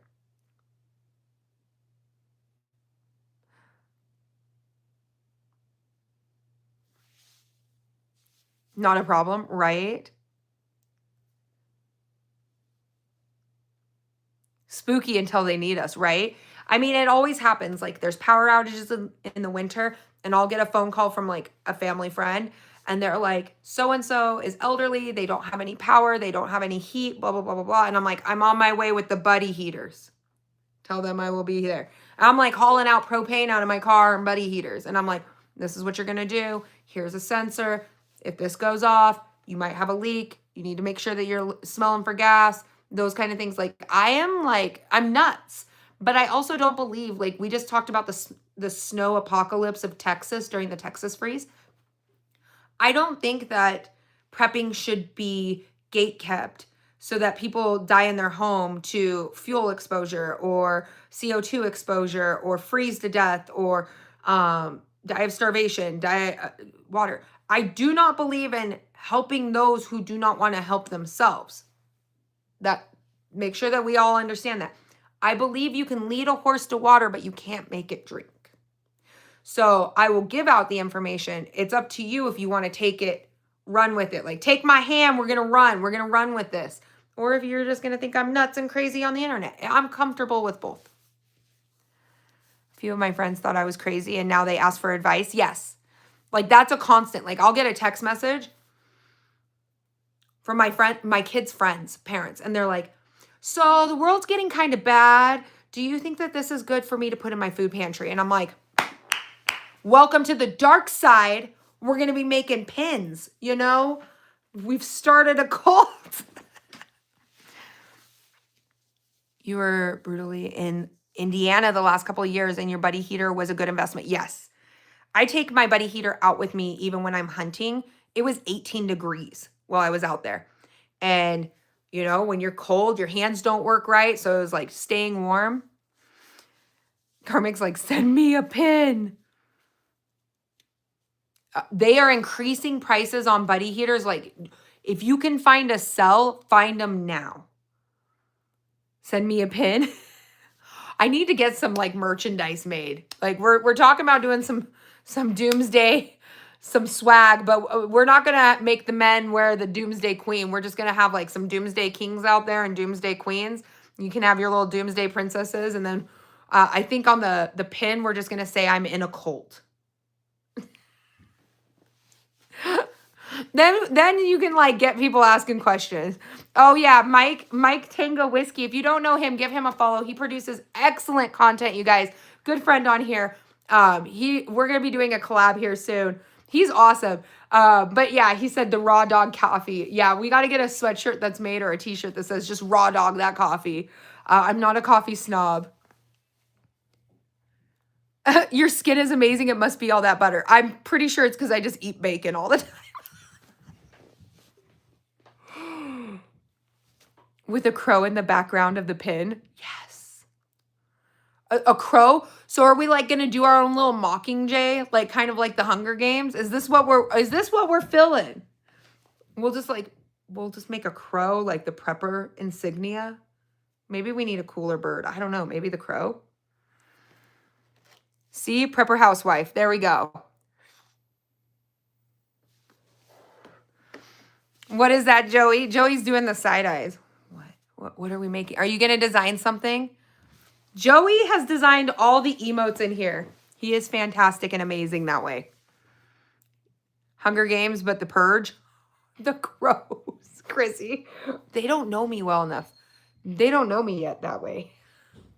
I don't think they understand the full sarcasm. Some people got really upset at my videos. They're like, why are you yelling at me? I'm like, I yell at everybody. Everybody is equally yelled at. We got the generator. We just got a tri-fuel generator. Do you want to say hi to YouTube? Sure, but I can't find the stinking photo. You can't find the photo? I just don't understand the new upgrade. 100% of the Queen's Colt. You're just giving me ideas. We'll see what happens. Oh, I love it, Joey. If you can come up with something cool, I will really, really love it. If you guys don't know, this is the myth, the man. You're covered in dirt. My son and I were rolling around trying to clean up the truck. So we went hunting. Too much mud, too much dirt on the tires underneath the chassis. So I rolled around under the truck, got all the mud off. So just some good news. Here, I'll tell you guys about it real quick if I understand this thing. There we go. So, anyone have a Costco membership in here? Anybody? People on the internet got mad that I have a Costco membership. I feel like we save a ton of money. So don't be mad. So we put our points in from the credit card, and then we get the points in from the Costco membership, and the tri-fuel generator was $300 off. So it was like $9.99. We got it for $6.99 if you guys want to know. And anyways, we paid like $300 or $400 of cash that I've been saving the last 3 months just to get this Jenny. So, victory. We all save. Yeah. We don't have a film crew here. We are average people. Oh, a crown pin, not a crow pin, a crown pin. So this tri-fuel runs off gasoline, it runs off propane, and it runs off natural gas. It has this is crazy. It has a 9,400 starting on gasoline, 7,500 watt running, and then it kind of goes down from there. Propane's 8,450 starting, 6,750 running, and then 6,900 starting on the natural gas, and 5,500 running on the natural gas, which we don't have the natural gas, but we have propane and we got fuel, which we run premium. But we have a natural gas line right out by where the fire pit is. Oh yeah, there's we can put a hookup right there. Yeah. Plus, I heard the United States is really trying to go a lot with natural gas right now, so we are going to get propane at the property, 100%. Yeah, I've been saving and storing the normal propane cylinders, the 40 pounders or whatever, and then we got a couple big ones too, which would be cool to run the Jenny off. So no more gas, no more messing around with it. So anyways, look at that. Colton was timing me. I was trying to get under, and he was like, "You have 2 minutes left. You have 2 minutes left." Oh, at the car wash. Yeah. How many watts? 3,200, 26, and 3,000. Is that what it was? And it's on sale at Costco. It was like $200 marked down. Plus, with our Costco membership, we get a check at the end of the year, like how much you've spent. Because we do a lot of prepping. Like, I buy in bulk. So then we got a check for... Yeah, we're a family of 5. So then we got like $140 check from Costco. So then we applied that plus the $200 discount and then saved. Paid $300. So it's a 7,500 watt running generator. So it'll run like 80% of your house. It'll run probably 2 campers just off the gasoline, and then 6,750 for the running watt on the propane. So it was a huge investment, but only had to pay like, I think it was like $250, but I had to buy some snacks and stuff for the kids. So it was probably like $200. Amanda Homestead Journey says, so question for your hubby. How do I get my husband on board with preparing? I told you the story about the pandemic when he walked around and he saw everything empty and he realized like I wasn't a psychopath. He dealt with the psycho for a long time. Because the year before the pandemic, I was prepping like a psycho, right? Like I wanted to get my garden bigger. I wanted to do more. I wanted to do more. I wanted to do more. And then when you saw everything empty. More chickens, more garden, More toilet ducks. paper, more toilet paper, more rice. We got to get more cow. I think we sat down and we talked about realistics. I don't know what your husband's like, but I'm really driven off like budget and realistic expectations. So we sat down and she talked about her ambition and her drive, and then we sat down and talked money a little bit, budget and what we could afford. And then, she obviously started to grow her channel and all that stuff. And that's her, if she makes 10 cents or $1, she could invest right back into her team and her chat or the property or whatever. But sitting down, talking about realistic things, preps, things that we like to eat, things that we like to use. And then, it just grows from there. Hopefully that answered your question. That's kind of how it worked for us. The best way to prep is like a psycho. Like a hurricane. I'm gonna have to figure out how to get that generator out of my truck though. It's super heavy. Yay. Who's that?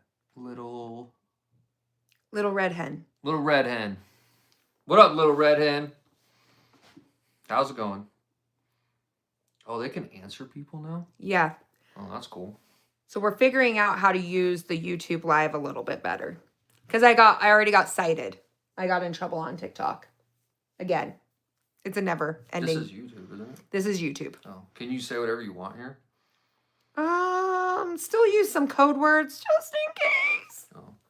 And so I'm big on like stockpiling like Second Amendment items. And so we found a bunch of deals early into our prepping, my prepping journey. She's been on it since she's been 3, wrangling chickens and gardens and whatnot. So I really work on the boomstick is what they call it. The boomstick. Yes. Okay, sounds good. I work on the boomstick and all the things that go with that. She's big into it too, but she'll grab some of the boomstick and roll out if needed. No mention of the thing that happened in 2020. Laugh out loud. I know, right? Best chat. Scalp is fine. Usually it's the guy who is prepping and I have trouble getting my wife on board and she saw the truth during the sea and it was a similar story. Oh, nice. And I think it's like, it definitely has to be like a family thing. Like even my kids have seen things happen, like different prices, stuff like that. Like my son is like the biggest advocate on anything canned. Like he's obsessed with my canned ketchup. Chrissy and Kelly helped me create this recipe. I took 3 recipes and made it into one. And they're eating all of my ketchup. And I'm going to have to make more. We have to get more ketchup. That is the best thing she's ever made, by the way. I don't even like ketchup. I'll put that on the eggs, on the enchiladas, on the, I don't know what else. Enchiladas? Whatever. You put ketchup on burritos. Whoa, we don't need to bring that into this chat, okay? Hey, we're prepping like psychos over here. They have respect for me here. Salsa. She does a lot of great salsa. Minus the one that almost off someone the other day. Wasn't that salsa? No. Oh, that was jalapenos. That was jalapenos. Oh, okay. Yeah, salsa's fine. It's tamed. My hubby is still in denial a lot that he's okay with me dropping my money on preps. You go, girl. Should we comply with biometric requirements? What is that? I don't understand that. What is biometric requirements? I have no idea. I don't know what that means. Welcome in, wife mommy. What is that? 30 jars of tomato stuff. Look how bad. I can't even cut my side of my hair either. Nice Faraday bag. That's the new one. Watch. Open it. He's in the afternoon. Eyes are Like a psycho. That one's a good one. I really love this one.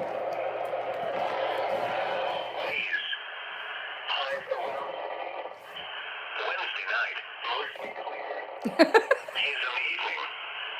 So it's going to be complicated. Is it the Thursday. the probability of the real ID stuff?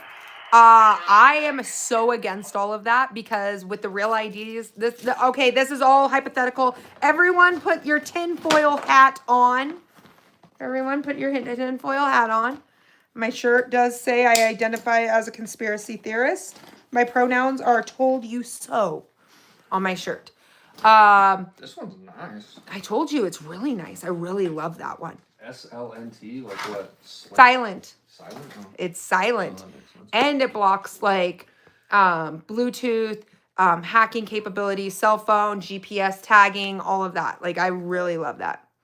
Gosh. All right, I'm out. I gotta figure out how to get this generator out. Okay, good luck. Terrible. My wife is so much better looking than me. Married up. See you guys later. Are you gonna try to walk around that way? No, I was looking for your tinfoil hat. I don't know where my tinfoil hat is. There is my WWE belt over there. During Christmas, I get a little wild when it comes to prepping, I try to bring humor into it so that it attracts more people wanting this lifestyle. Like I said, one more person prepping is one less person that we have to worry about. I know. Is this a massive one? Yes. This isn't a. I climbed in it. This isn't a body bag. I is it? climbed inside of that. No, it's not a body bag. It's not a tent. No. Another. And it works. Faraday bag. Yeah. I've been testing all of them out. Look, you got a box of MREs. We were taste testing MREs on live one night. That's where My OCD's on fire. Mike it says my OCD is on fire right now. I can't be in this room with you. Love you. Bye. Love you. Bye. See ya. Tinfoil hats. Okay, so real ID. Where is Kelly when we need this? Somebody share the live to Kelly because we need her in here for this. Okay, because Kelly is like right up the same alley. Real IDs. The things that are happening in Europe. If that was to come here, that could be used, and it could be used anywhere across the world, and that could be used abusively. They could control how much you're allowed to purchase. It's giving me ration cards vibes all over again. You're not allowed to go to the store. They know how much money you're spending on this. They scan your ID for boomsticks. They scan your ID for ammunition. This and that, and like the fingerprints and the retinal scanning and the AI. That is why I don't do AI content, just so you guys understand. We are losing grasps with reality along with digital currency. We are losing what makes us interesting as human beings. It strikes fear. And honestly, that is one of the reasons why I want to go off grid, completely off grid. People always make the joke. They're like, well, they already know where your property is. I bought it in cash. It's not even under my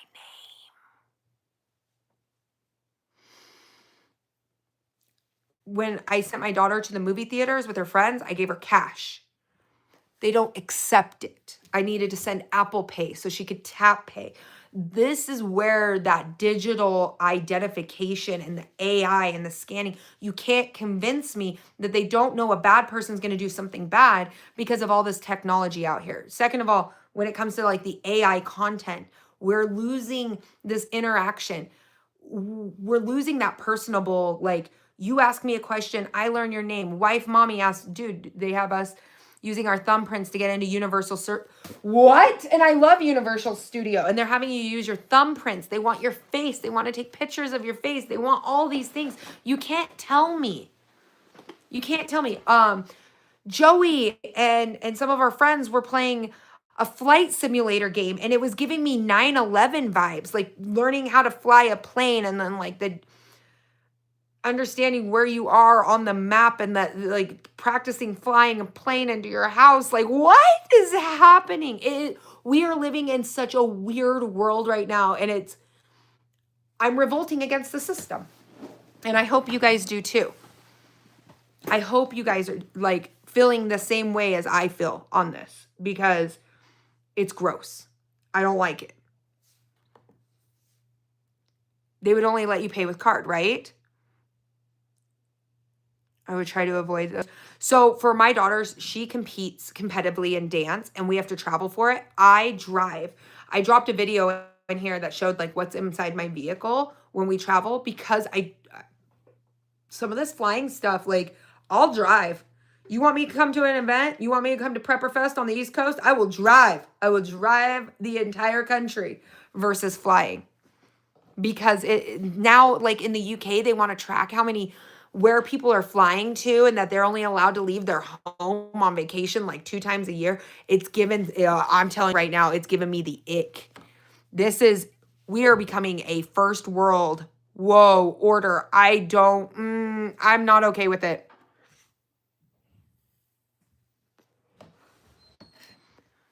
Want to hear something funny? Yeah, I'll hear something funny. What? I broke our recycling bin. You broke our recycling bin? Yeah, I used it as a buffer to get it out of the truck. Oh, okay. That thing's like 300 pounds. Hi, Rocker. Welcome in. Welcome in. I will keep my feet on the ground. Yes. Oh, that's what it looks Look at like. my shadow. Oh, I see your shadow. People are probably like screenshotting this and they're like, let's see. It's all his Costco deals going on. Europe is a dumpster fire right now. And you guys should, like, if you're religious, say a prayer. If not, send good vibes. Like, they are tracking everything in Europe right now. And it makes me very, very, very concerned.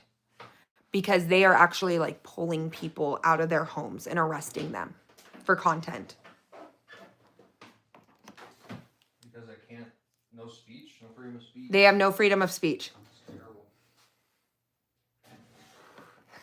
terrible. Little Redhead says you need to get a ramp so you're not lifting it out. I know. He says, I know. Costco has one of those things that's like a dolly, but it's like a system that pushes it all the way up, so it's like a dolly jack. A dolly jack. And she says, what are you looking at? Because I know you want to take that home with you. I said, I know, but I can't. I want one of those. We're on a budget. I haven't flown since 2024. Refuse to use the real ID. I don't blame you. Don't mind me working at the DMV. Real IDs are required now. Ashley's like, don't mind me working at the DMV. Real IDs are required now. I know. Hello, Low Loves Love. It's just another digital ID telling us from what I've heard, like the backstory, Kelly and I were talking about it. Soon it's going to be able to pull your medical records. This is hearsay, but I would not be shocked. You've gone to the ER too many times. How much medication you're allowed to get. Real IDs freak me out. I don't know how many other people feel that way, but real IDs freak me out.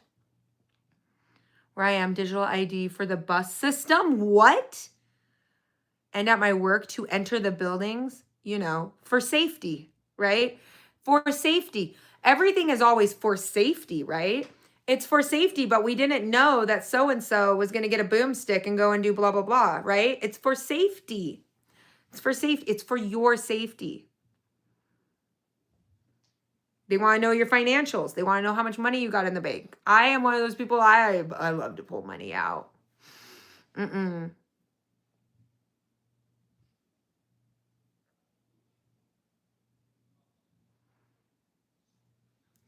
They want to know everything about you. You sign HIPAA rights and your rights to review.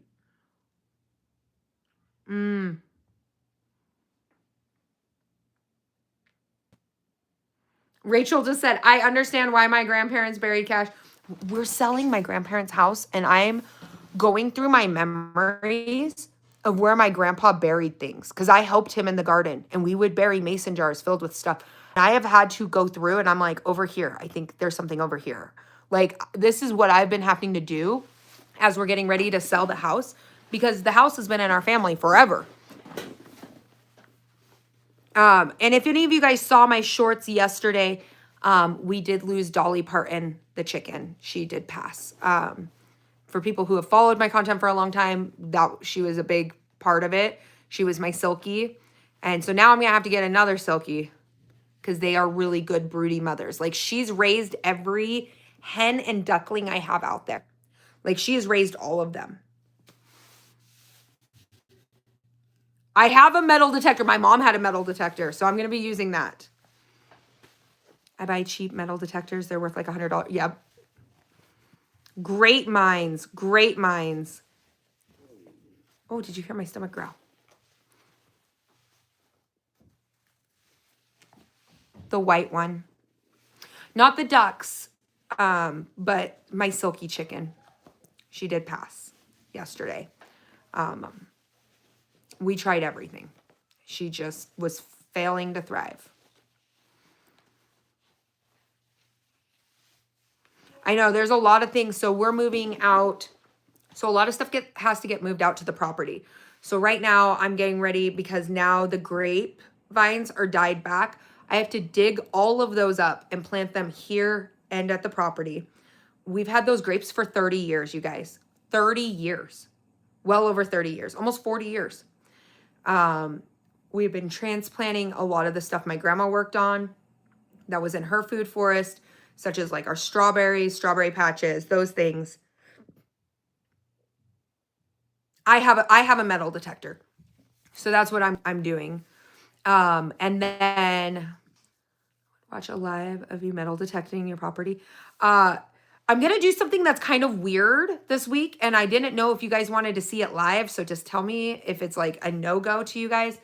We're having a psychic go to the house. I know. Some of you guys are going to be like super against it. We want to read on it just because the house was built in 1886. I don't know if I'm a skeptic, so I don't know how real it will be. And I've never really given this person like any information about me and my family. So I'll be able to kind of smell the BS from a mile away. But we are bringing her in as a read because my great grandma's passed away in there. My grandpa's passed away in there. My grandma's passed away in there. My mom, who I told you about the kidneys, she passed away in there. My uncle, my cousin didn't pass away in there, but he was raised there. Everybody in there. And then the previous owner, there's only been one other owner of this house from 1886 besides us. They all passed away in there. It's kind of weird. Unless she watches my channel. I haven't given her any information of like who's who or anything about them. I don't think most people don't even know I have a YouTube.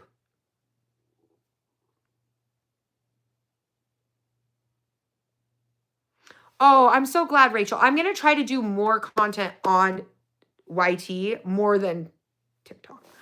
I'm really loving it. I'm trying to break the algorithm here. I'm really trying to grow. Trying to break it because I pump out. I did notice something on YouTube that kind of, I think it sets me apart from others, is on YouTube, people, when they produce a video, it's like once every like 3 days or once every day or once, and then like a short, like once or twice a week. I produce like probably like 9 videos a day. Like when I say I work, this is all day, every day. Like I am go, go, go, go, go, go, go, go, go, go, go, go, go.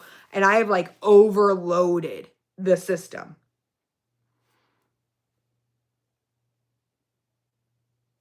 Yeah, I'm going to be bringing more like videos. Like I'm going to try to do 6 videos a week, long form, on top of like 20 shorts. Bring it on. Mother of the Dragon Tattoos. Like I'm ready for this. Like I have been just flooding the system and I think it kind of loses its minds where they're like, do you sleep, lady? No, I don't.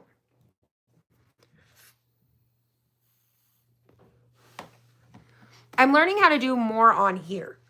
So I'm trying to get used to the live aspect. I'm trying to get used to the editing format, the SEOs, the way to type it out. Showed up on my shorts list today. Oh, like a day or 2 ago? That's wonderful. Thanks, Mrs. J. When I started...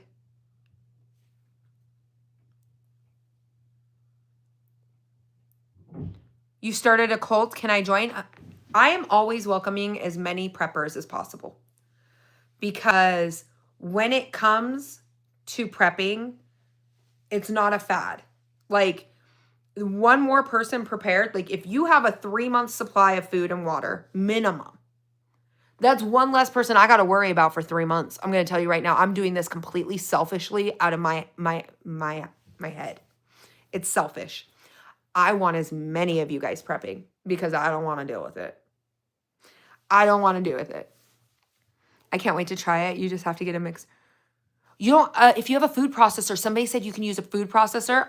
My grandma used to make me shake a mason jar.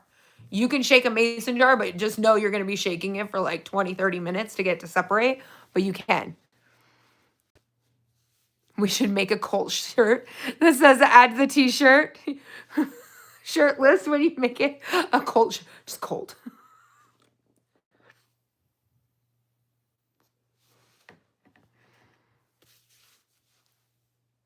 Yeah, it's definitely a lifestyle. I've done butter with a hand mixer. I've also done it with a food blender or a handheld one. I've broken like, ask Chrissy, she's in here. I've broken it like 9 times.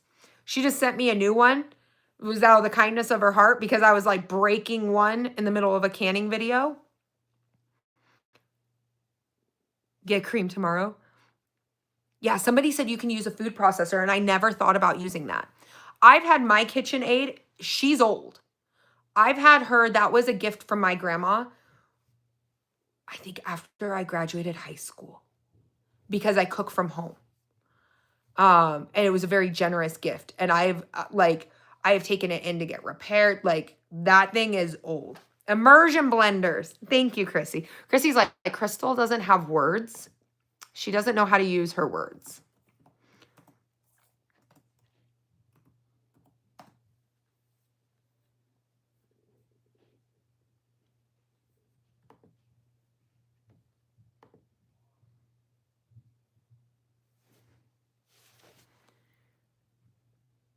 You can put a fork in the mason jar. Oh, I never thought about that. That's very smart, Muse. I'm probably going to fix my mixer and then end up finding taking parts.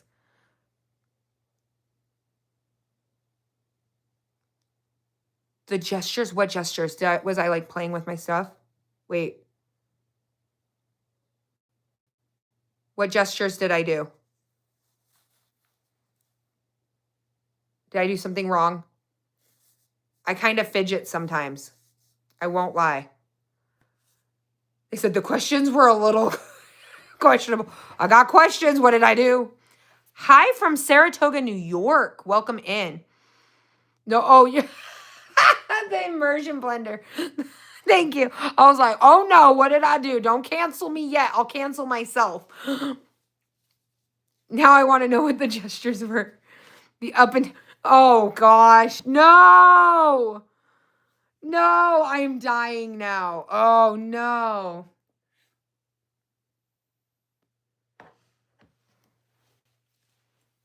I'm dying. You're dying laughing. It's a great world we live in.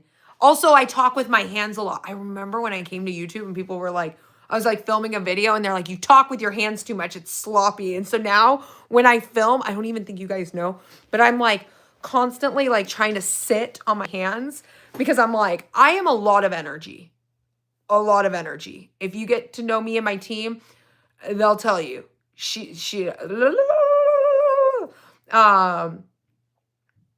Especially like when I work with different sponsors and stuff, I am up their butts.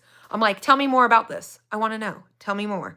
And they are like, okay, we're going to give you a commission. I'm like, I don't care about the commission. I want to know, like, in depth, what kind of material are you using on those EMP bags? Let me in there. Let me see what your ratings are. I want to see. And they're like, most of the time when a content creator hears sponsorship video cash, that's all they need to hear. Me, I'm like, skip all that. Tell me what's in it. Tell me about it because I'm big like that. Watchers are never, do they get mad at your hands too? You guys, give my friend Mike Tango Whiskey 1 a follow. He does a lot of content. He does like the 68%. We're going to do a huge collab. And I think it's going to be really great. Maybe we'll like do some like banter. So now you guys all know that the banter is probably fake, but it's like us like joking because everyone loves drama. Everyone loves a good drama. They give him crap all the time, little red hen. Oh, they do? Why? Do you know what? I made a joke with my husband. I said, I wish I was a dude, because I was watching your video. I said, I wish I was a dude with like a goatee, because then they would take me more serious. Instead of looking at me like I'm a spastic little redhead over here that's like, come on, guys, join the cult. One more. Have you ever seen all the videos where people are talking about organizing rush to steal food? I have been seeing some, so I need the videos. I've seen TikTokers talking about it, but here's the thing.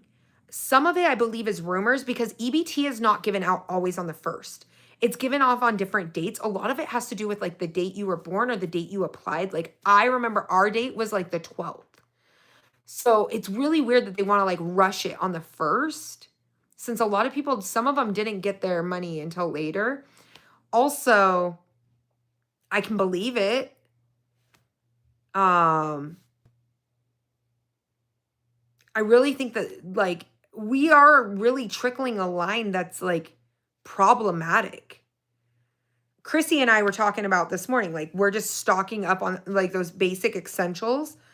She's also an ingredient household. She's a homestead. She does everything herself, and we're filling it a little bit more. I do. I worry about, yes, 100%. Is it the letter of your last name? I can't remember.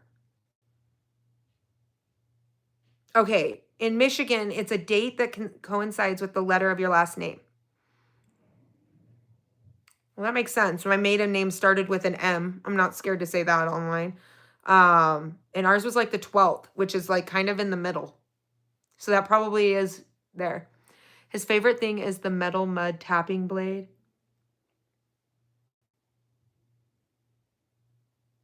So a few folks checked our Walmart is not officially closing in general in November, but manager said local decisions if something happens. Oh, thank you, Roaming Prepper.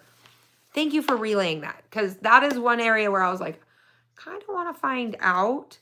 I do know our food bank is really worried about it, because I am a donor to our food bank, and they're getting a little worried about everything. Doubled up my grocery bill this weekend just in case. Exactly. Like that's what we're going to go do. We're going to like space it forward for holidays. Like my son, he is slaughtering his own turkey this year, and then preserving that. Like I told you, don't be shocked in like 10 years if you see a little doomsday account and it's my son.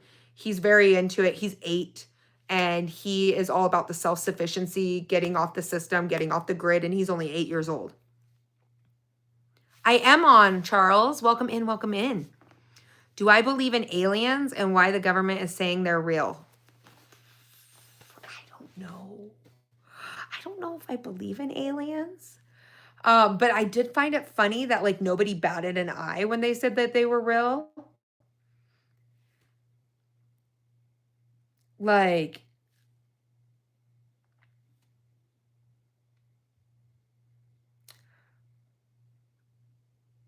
I believe demons are real. Like that stuff is out there, guys. Like I think we are in a war between good and evil. 100%. Do big hauls during Thanksgiving? Yeah, lots of sales. Yes. Oh, thanks, Granny Southern Corner. How are you, my friend? I always see your comments on videos, and I'm so glad you're here. Aliens are demons? Yeah, okay, that makes more sense.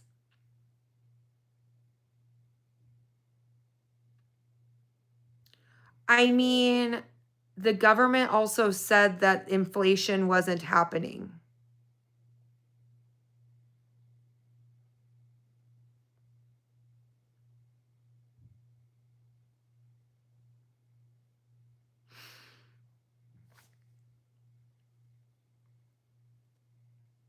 Don't get me started into the conspiracy theory. Like I got like some.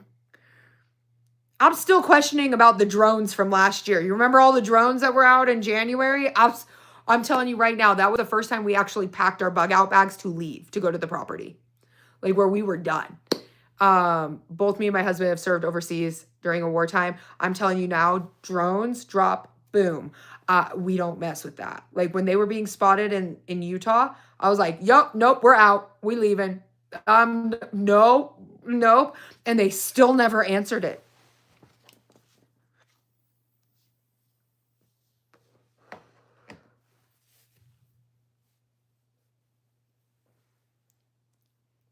My local meat locker is having great deals right now. Yes. When you can stock up, stock up.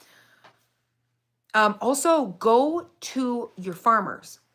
So right now, you're getting ready to go into fall, and a lot of farmers are going to have to decide which animals they're going to overwinter, right? That they're going to keep and feed all winter long. So a lot of my friends who have cattle, like in Oregon, they start getting rid of part of their herd in the fall time. And that's what we do. That's when we purchase our big haul of beef. Same with chicken. Same with a bunch of other things. We purchase then. And same with pig.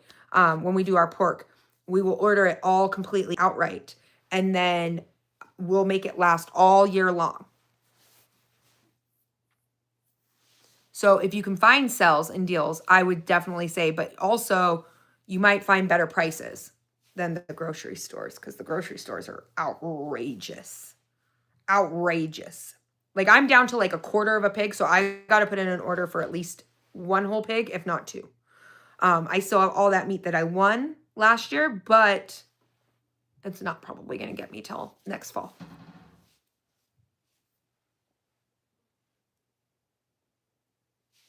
Also, I collect generators. Obviously, we just got a new one. I like generators. Power goes out, grid goes down. Do you guys think the grid is more likely to go down than other things? I think hacking is totally what's going to take the grid down. I think hacking is going to be the one that like really does it in.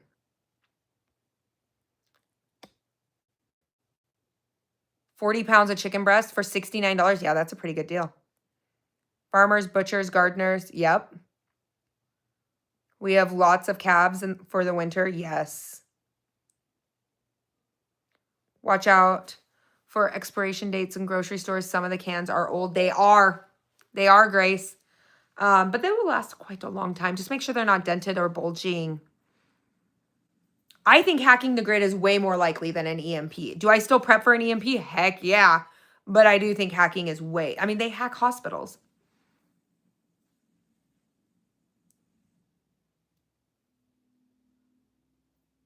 For no apparent reason. Yeah. There is a lot of backdoors into our infrastructure. 100%. Oh, somebody wrote, it's not a depression, it's an elimination. Thank goodness. Sometimes when I say depression or inflation or any of those things, those like trigger people, we've been in an inflation. I have been documenting it on social media for so long, and we've been in a recession because that inflation's gone up. Cost of pay has gone down, and it just keeps going. And so we've been in a recession this whole time. Well, now the government just barely came out and they're like, we're in a recession. Yeah, we know. It's been 5 years. It's been a little rough, man. We're going to a depression. But they're floating the stock market. So it looks like everything is still going up, but they are literally floating it because once all the countries realize that it's not going up, everything comes crashing down and you're back to 1930 and we are in the Great Depression again. I am going to tell you right now, they are floating that. They are floating it. Somebody said like the money to Argentina. I made a joke and I said, I guarantee what if the money isn't going to Argentina? What if they're just floating the stock market right now? I said it.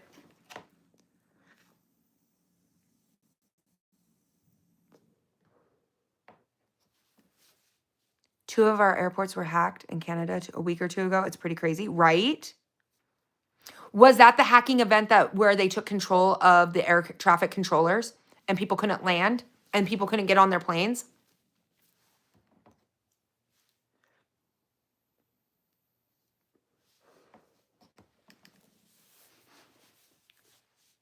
The only thing that you're going to probably get offended about is how I feel about the Middle East.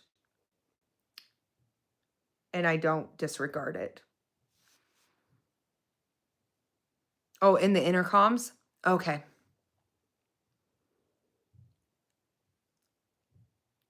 Lights out.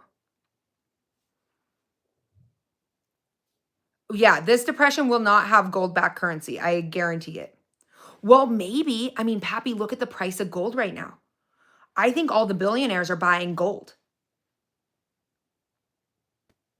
Oh, thanks, Dankness. I appreciate that. I feel like I'm not very calm. I just feel like I smile a lot. So I'm like giving you like the grim and the gruesome. And I'm like, and got, by the way, guys. And then everyone's like, oh, she's so calm. And I'm like, our country's a dumpster fire. The world's a dumpster fire. And you should be preparing. What are the top 3 items for a bug out bag and why? Ooh. Top 3. Okay. Okay.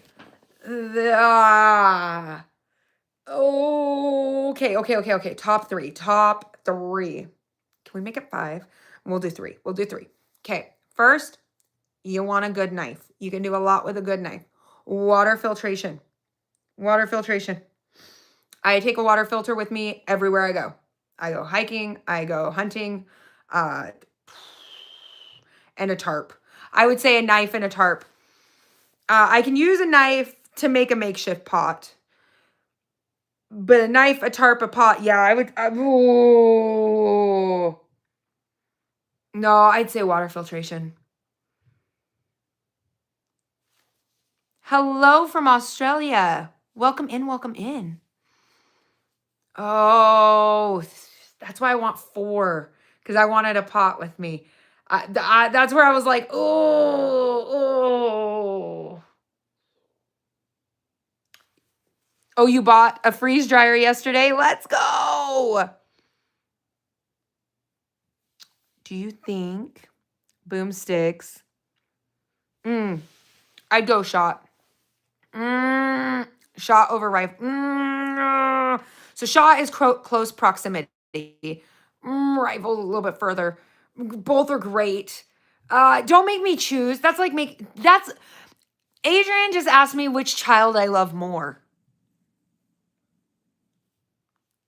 Yeah or now? What's the question? Survival items. A lot of people are just asking questions, so feel free to ask any questions.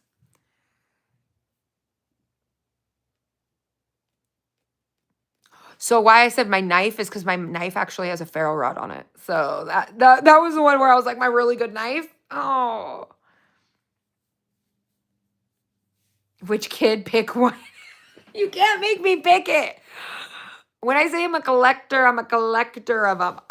Don't make me pick which one.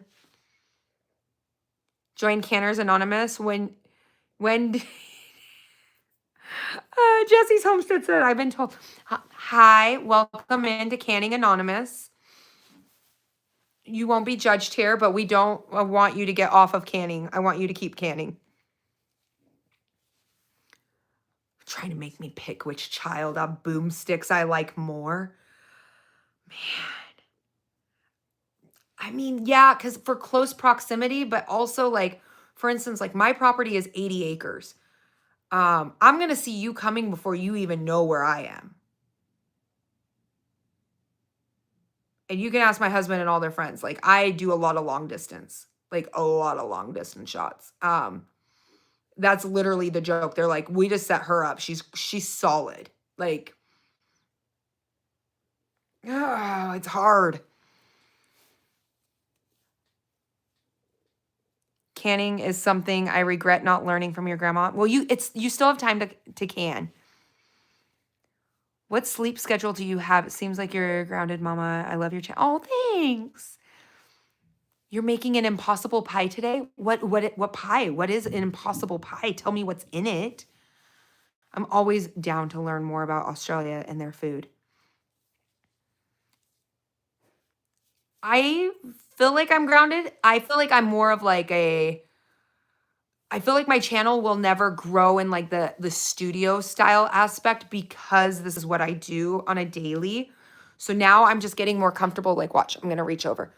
Like grabbing a camera, setting it up, and then just talking about what I'm doing because I do this every single day. that, let's not knock that one down. I feel like, yeah, I'm learning. Coconut, custard, and tart shell. Ooh, yum. Okay, I like that. Some people in here don't like coconut. You know who you are. I don't know if Joey and Chrissy are still in here, but I'm judging you. I like coconut. Whatever you do, don't do the pantry cooking challenge. What is that, Rachel? What does that mean? What is your recommended prepper book for beginners and why? Oh, we got to look at the books. Okay, I got a whole section of books. Hold on. Oh, you're going to ask me which one of my favorite child, like you're asking me which child. Hold on. Hold on. Hold on. Hold on. Hold on. Hold on. Hold on. There's a few. There's a few. Okay. Oh, this one. I own 4 copies of this book. They're everywhere. They're at my property. They're in my camper. I really love this book. I really love this book.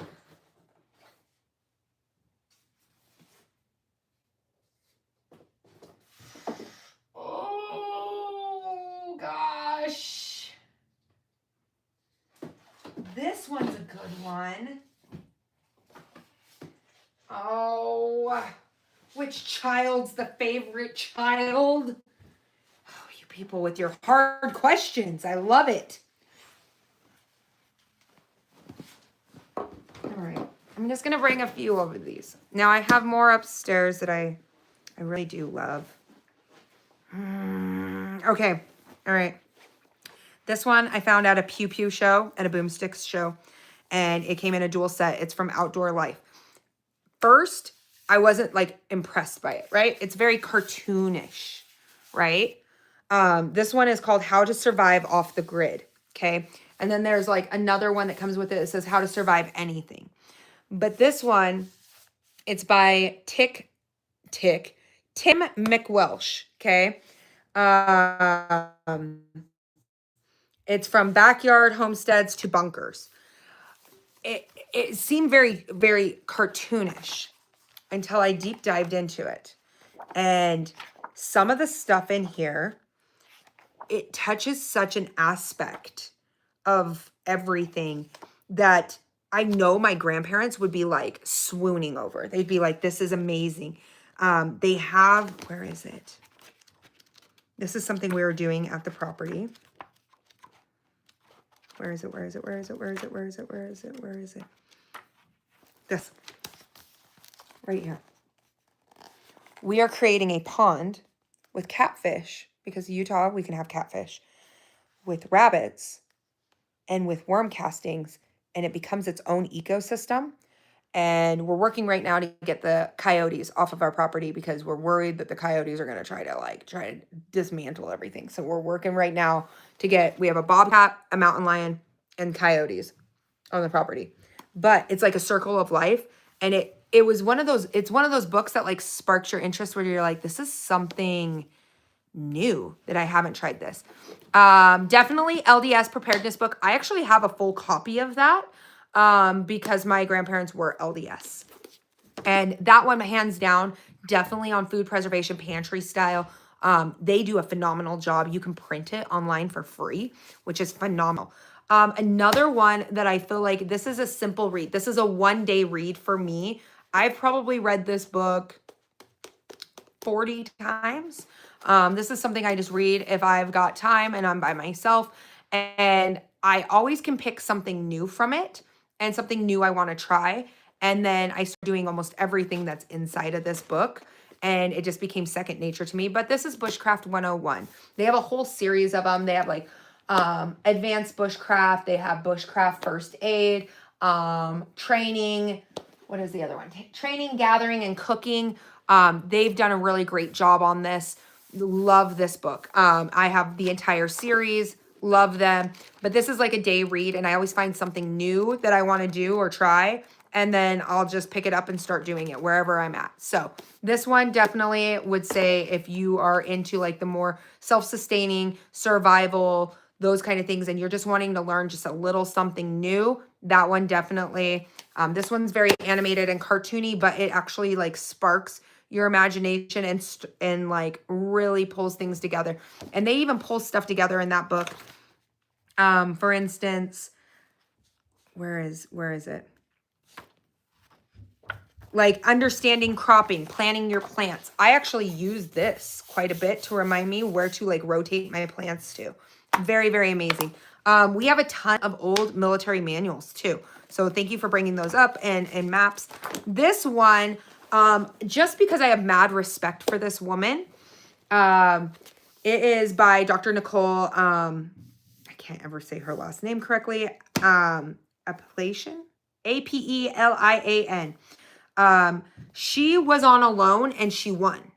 And she does a really good job on step-by-step breaking down. So I've done this before where I have gathered water from condensation off of plants before. She does a really, really good job on just step-by-step breaking things down if you're trying to learn something new, especially like just anything in the field.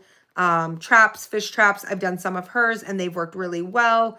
Different fire starters, those kind of things. Very, very, very good, well thought out.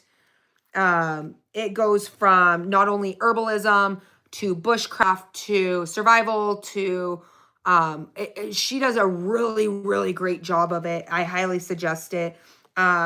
She breaks down like knot tying really well. A lot of books sometimes they're a little bit hard to follow. I'm trying to think which one is one that I've used in here recently. A smokehouse. I did this one when I was in Alaska. I built a smokehouse for some salmon and it worked great. Her herbal book is really good. And she's very smart. And I love the fact that she brings in the aspects of tracking animals. I'm very much into tracking when I'm hunting. That was one of the reasons when I was about 13 when I started going out on hunts. One thing that a lot of our family friends, their parents who had been avid hunters forever, they were like, she pays attention. She can follow, she can find tracks, she can find patterns, she can find those kind of things. So that is one thing I'm very into. So when I'm like out tracking, I'm like, oh, okay, this is what this is. This one's older, this one's newer. Especially when I was like out on my hunts, I was like, some areas I was like, this is not new. They've been pushed out of this region probably during archery season. So I need to figure out where they got pushed to.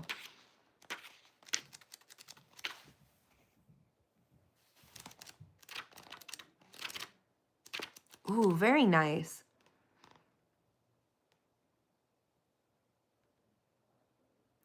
Remember when everyone was clearing their pantries and freezers before everyone knew about... I do remember that. I did not jump on that trend. So it doesn't expire. Also, during the C19, they pushed expiration dates and cut those in half. So don't clear your pantry. Like one thing that drives me crazy is people think freezer burnt meat is ruined. It's not. You make it into stock. Make it into, you know, you can do it so much with it. Soups, all kinds of things. Please.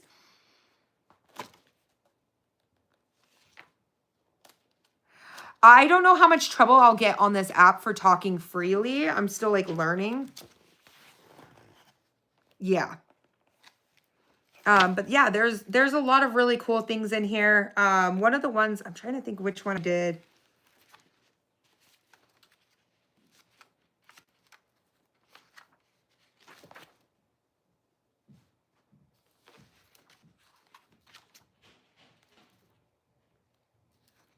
She does great with fire starters. But yeah, these three, excellent, excellent. Oh no, you're good. Cause yeah, I have a feeling we're gonna start seeing, I mean, we are in Stocktober, Preptober. This is the time to like really prep your pantries for the entire winter. And you're gonna see a lot of content coming out with me talking about preparing for winter. I went through an experience last year on the property. Chrissy probably remembers this. I was on a live because I do a lot of stuff live, guys. Like I am very much the live person. Like I'm going to show you like starting a fire sometimes can be difficult depending on what kind of weather. So out at my property, it was 40-mile-an-hour winds, 30 to 40. We were getting dumped on in snow. Mind you, we were doing a quick drop off where they were dropping me off, leaving, and then it was just me and my dog, okay? And we have the camper, which is like a shell. But anything and everything that could go wrong in that situation did. Lines were freezing, stuff like that. Got like 6 inches of snow dropped on while I was trying to get a fire started to rewarm up my hands so I could go work on the camper, to go work on lines, right? I needed to have functionality in my hands. The wind was coming, all kinds of stuff. Immediately, literally like 3 days after the storm, we had to build a woodshed. We built the hillbilly woodshed. It had to come out because everything was so wet. So me getting that fire started. I'm a little hungry if you want to make something. You want popsicles? Yes, please. Yeah, I'll make some for you or the kid. Thank you. But yeah, save dryer lint and that's great. But when you have snow coming down, it's not gonna light. It's not gonna light. So literally there was like a camera set up. Of course, people were like commenting it.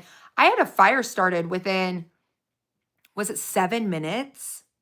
I mean, it wasn't long, but like then you watch shows like Alone where people have gone without fire because it's so wet for so long.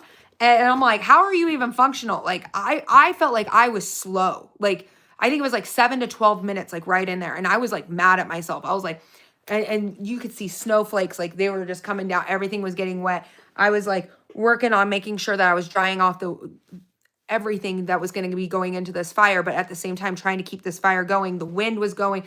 I'm like having to shield. It's cold.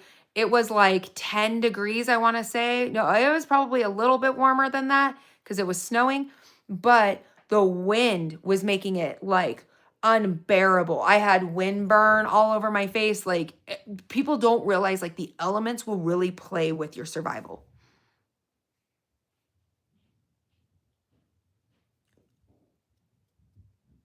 Oh no, that's horrible, Susan. Wind is the worst. Yeah, make sure your propane's full. Yep. Check your lines. Sometimes they just don't work. If your lines aren't working well and you know your propane's full, make sure to disconnect your line, clean off, reattach it. But you have to be able to move your hands and you have to be warm enough to be able to move your hands.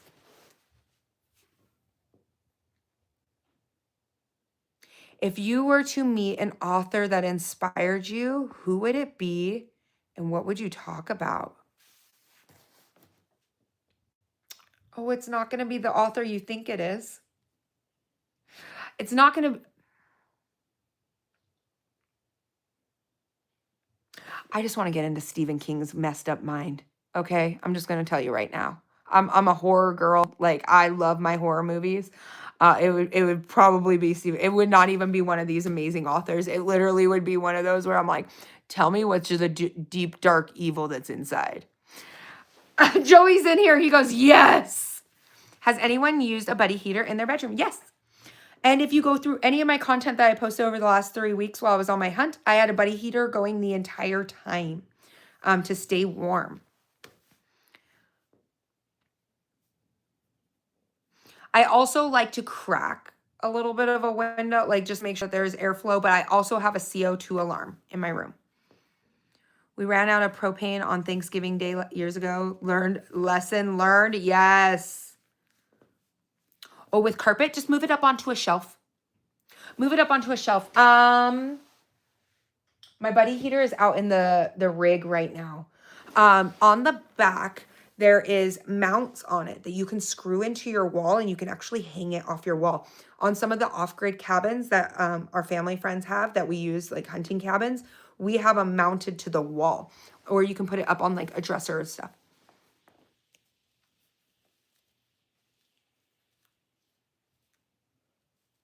Yep, they do have a low oxygen shutoff, but I still have an alarm just in case. I did go through a fatal mistake I made on my part during my hunt. I will admit my flaws. Like, I will never, ever pretend that I know everything. Every single one of us will probably know something better than somebody else.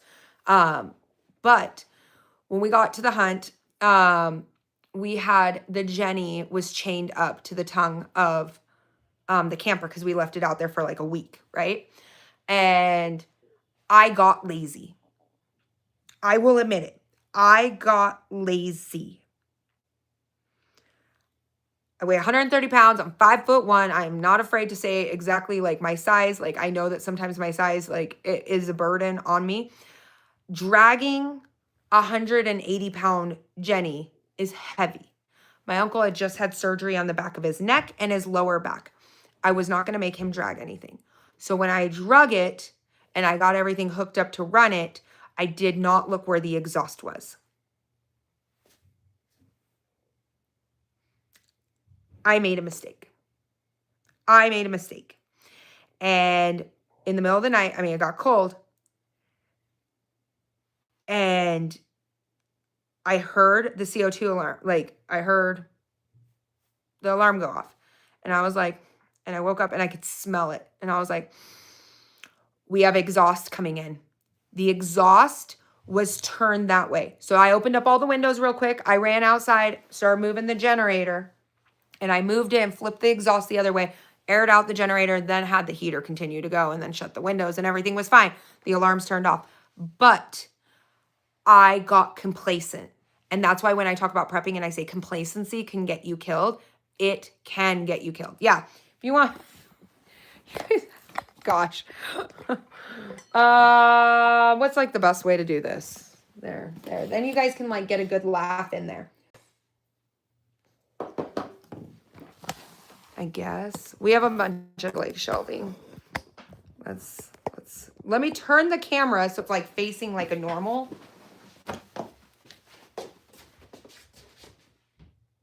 Here you go. Okay. I got lazy and I opted to do something easy. And I had to learn that lesson. I live in a city and currently find good things. Solar powered heaters. Yes. Oh, yeah. I use a solar Jenny to run my streaming setup because I don't want to pay extra costs. Like the lights are on in here, but I have everything else hooked up.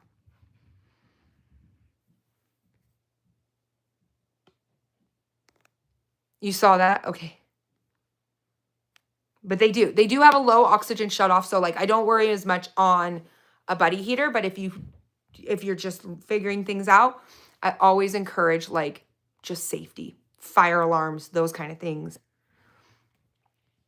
When I'm sitting with you guys, this is how I'm sitting. Just so you guys all know, like most of my TikTokers know, like I'm like crisscross applesauce in a chair and I'm like, hi.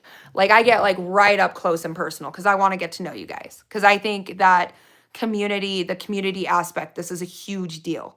It's very important from the prepping aspect because I feel like preppers are the last communicating civilization. Oh, that sounds crazy. Okay.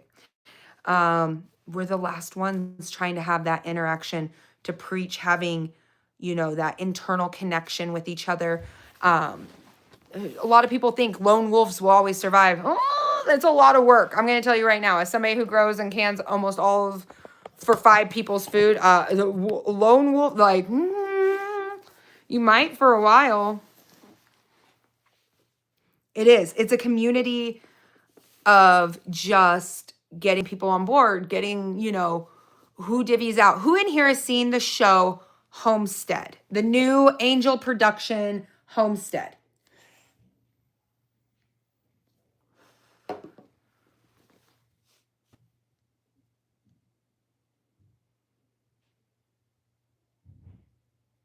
You have, Samantha has. No one in person. That's when you kind of like gotta like dip into them. You gotta go, man, when you're talking to your friends, you go, man, these grocery prices are really high. Are you guys gonna stock up for the winter? Just turn it into a generalized conversation. That's how you get to know people a little bit better. You did? I believe in the community aspect. You can't have a bunch of people freeloading I am trying to get my little nitty gritty fingers in at Angel Productions because I'm like, we can't have all these freeloaders. Like this isn't good. It's not the ants and the grasshopper. Like everybody works together kind of thing. Everybody needs to play a role. My kids help me can. My kids help me garden. My kids help me pull stuff. If I need them to go out to the chicken coop, they could do a better job of it, but they're going to go out. You got to do, you have one friend and she lives 12 hours away. I feel like that's how everybody is. It's hard. I will tell you right now, I struggle to make friends. Preppers are bad at making and keeping friends. Why do you say that, Mike? Okay, Mike, is this like a new topic that we're going to have to go over? Preppers are bad at making and keeping friends. I can feel this. I'm feeling this one in my soul right now.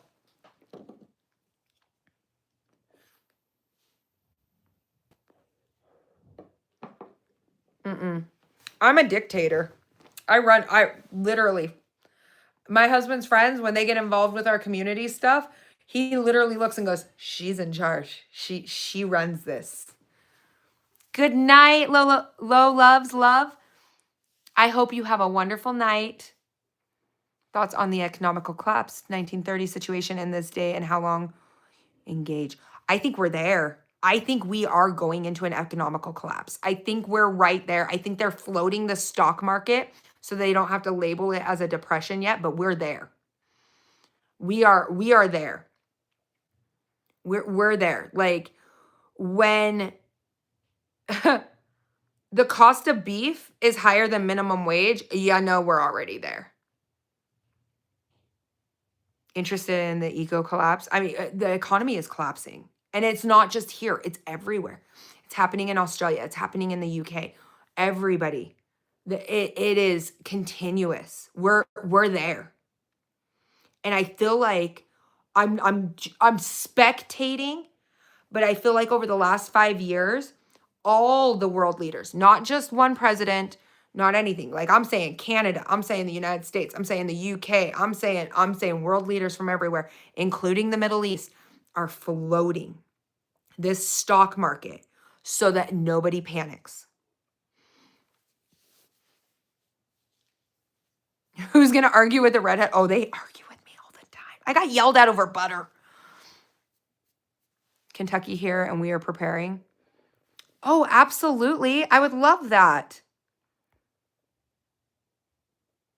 Send me an email. I do have my email listed in my bio, and I love receiving emails.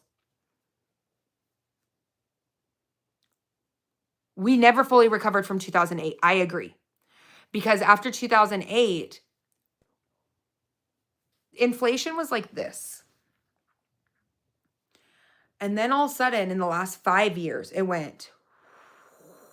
And only things can go up so long before they come crashing down. Like, we're there.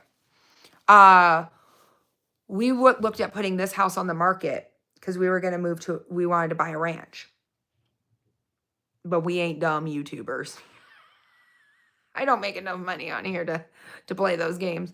I don't ever want to be house poor. That's like one of my biggest things. The well that we're digging on the property being paid in cash. I don't want to be house poor on anything. If that takes me so long to save, I will save.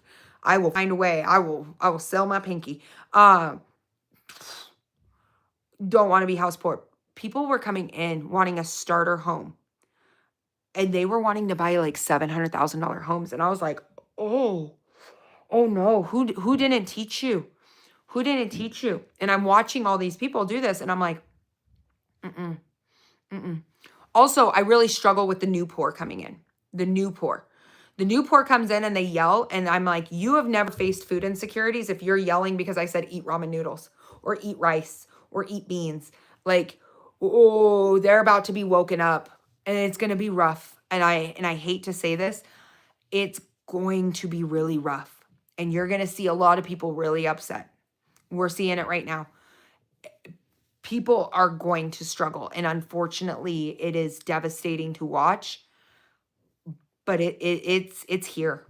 The economic collapse is here. I mean, look at the UK. I mean, they have the IDs. and now they can't travel without their ID. They can't do this. They can't do that. I have a timeshare structure for a retreat property. We always wanted it, but none of us can afford it. Right?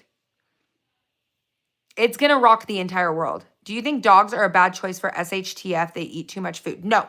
So I have a German Shepherd. He is actually currently in the middle of protection training. He's in protection level 1. And there's like 3 levels. He's starting to do bite training.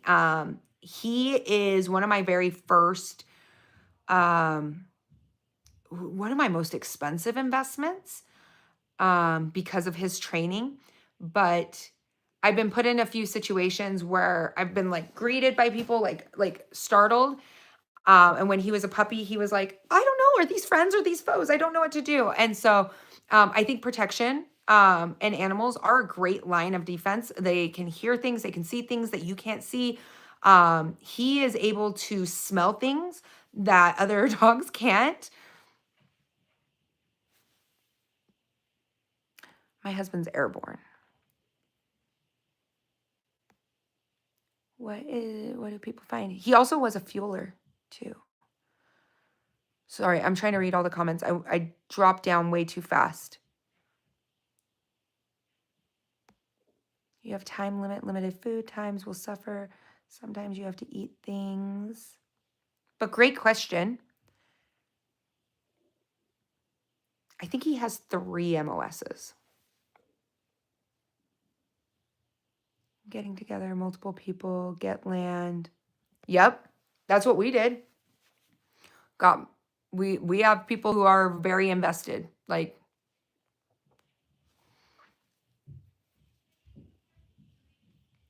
people have no idea what's coming.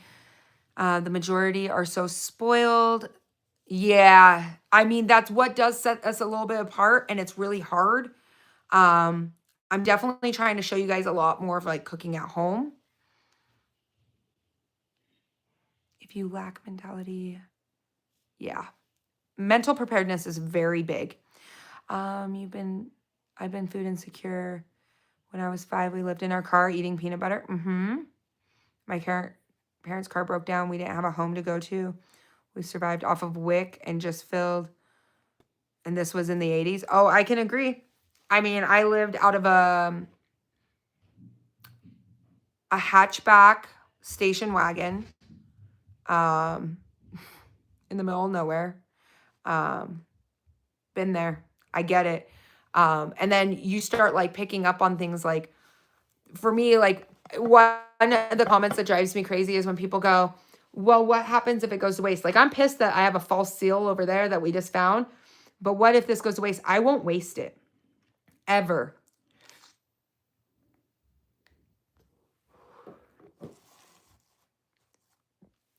I don't know. Can I get away with that here on this app? Mother with Dragons. Do people do that, or am I going to get in trouble? Definitely stock up on seeds, grow food, as well as animals who reproduce quickly. Yep, rabbits. That's what we're looking at, is doing meat rabbits. We have ducks. Ducks grow rapid. Holy cow. If you guys haven't met my ducks, there is Charlie and Hawthorne. They're on the island. Okay, can you bring me down some? You bought 65 acres. You hear me? Yeah, I heard you. Can you bring me some? With some soy sauce? Please? There will be a lot of people who won't survive because they will run out of water. Yeah, water is an absolute necessary. Yes. We have a spring that's very close to us, but that's one of the reasons why we're drilling. Drill for that well. It's probably like not as funny as what other people think, but you know, like drill, baby, drill. I want a well. I'm on day 4 of 7 fast now, but water is necessary. Yes. You can last quite a long time without food, but not without water. Goats. I want to get into goats as soon as we move out to the property. I cannot have goats here on this homestead. I'm not allowed to. I also chose my property where there is less regulations of what I can have. I've never been food poor, but I've always been resourceful and could find a way to earn a living. Yes. I believe in that hustle and grind. Yep. 100%. One I am doing is this week we're doing fire cider. I don't know if you guys have ever done a fire cider, but I'll be doing a fire cider. I'm restocking my honey and garlic. So that one's happening this week, like within the next like 7 days. I don't know how much I can get away with on this app. So I'm kind of like treading the water of like, how far can I take this? Hopefully far. On the other app, I can't take certain things certain far. Yeah. Fasting is a great way to prepare your mind, body, and spirit. I agree with that full on.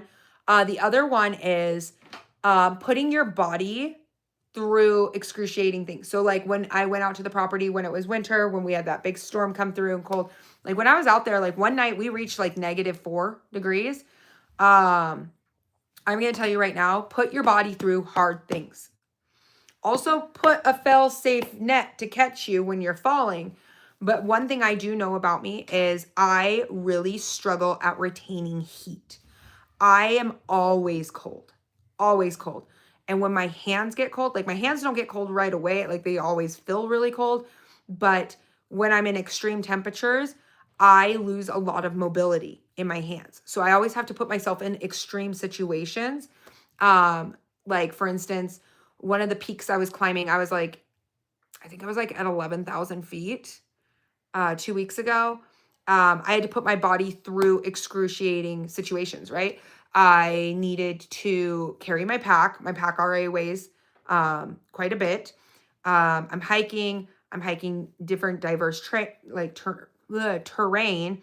One thing is we had a wildfire that went through and it like annihilated a lot of the brush, a lot of the shrubbery, the trees, stuff like that. I lost my footing. One thing you will always find out, I will tell you my flaws.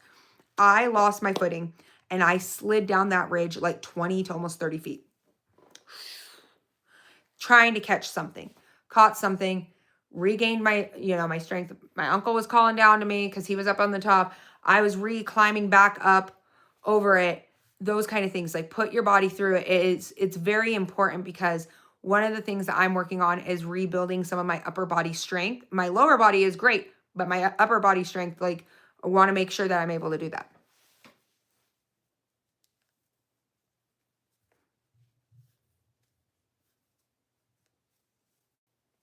Four years ago, it was priced estimated at $60,000 guaranteed with a permit. Oh, wow. That's nice, Margaret. I am with 9 other families and we have an undisclosed area. Nice. That is underground. Okay, very nice. Self-sustainable with crops. Oh, okay. So I have so many questions on that because that is one thing we are looking at is doing an underground. He's like a prepper and a homesteader on this app. I think it's like Frugal Homestead. Because my name's Frugal over on the other app. I chose not to take Frugal over here because there's a lot of Frugal accounts. But he has, it's like a greenhouse and it like goes down into the ground. And I love it for the high desert to reheat. Stocked up on medical supplies, solar energy. Very nice. Land is crazy expensive. Yeah.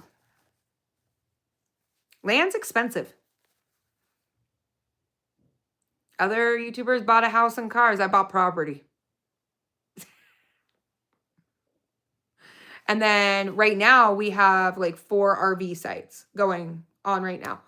4 RV sites where anybody that is part of our community can park their RVs. But now we're starting to get ready to like pour foundation and like put in singular like cabins. And those cabins, we don't want them to be listed as livable structures. So we're putting them in and one's like a filming studio and the other one's like an editing and one is like storage. And so we're working towards that, but also we're trying to drill the well. Once the well is out there, we can start bringing in cattle. We can start bringing in goats, more livestock. We can move our livestock out. I just had a chicken coop made for me and it has literally the foundation is enough for it to be picked up with a forklift and put on the back of a truck. on the back of a trailer to haul out to the property, because we plan, like, that's the goal. That is the goal. Are any of you guys doing anything for like a community style? Is there other people in here that are working on a community style living? Land is expensive. Get together with preppers. Yeah, make it easier. See if you guys can all do it. We all do. We all have 900 square feet. Okay. That's smart. That is smart, because then you guys are all paying in. Canadian Prepper interviewed, what is his name? He's out of Colorado. They have like 5 places.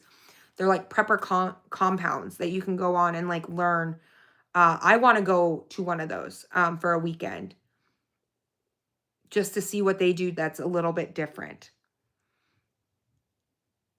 I have about 40 acres coming to me. Not the most desirable location, but it has possibilities. I drive a 20-year-old Yukon, but my home should be paid off next year. Let's go. Hi, Kim. Welcome in. Welcome in. And share with others. Oh, that's smart. A lot of people are going to that route. Like, honestly, I think prepping is what's going to change if we get more and more people into prepping, right? And people start building these communities.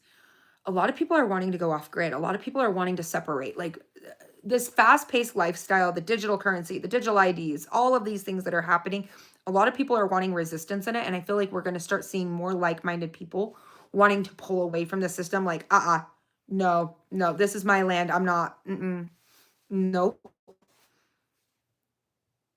Is negative 35 degrees too cold? I had to march 1.5 miles to tech school in 1970. Yeah, I don't do well in cold.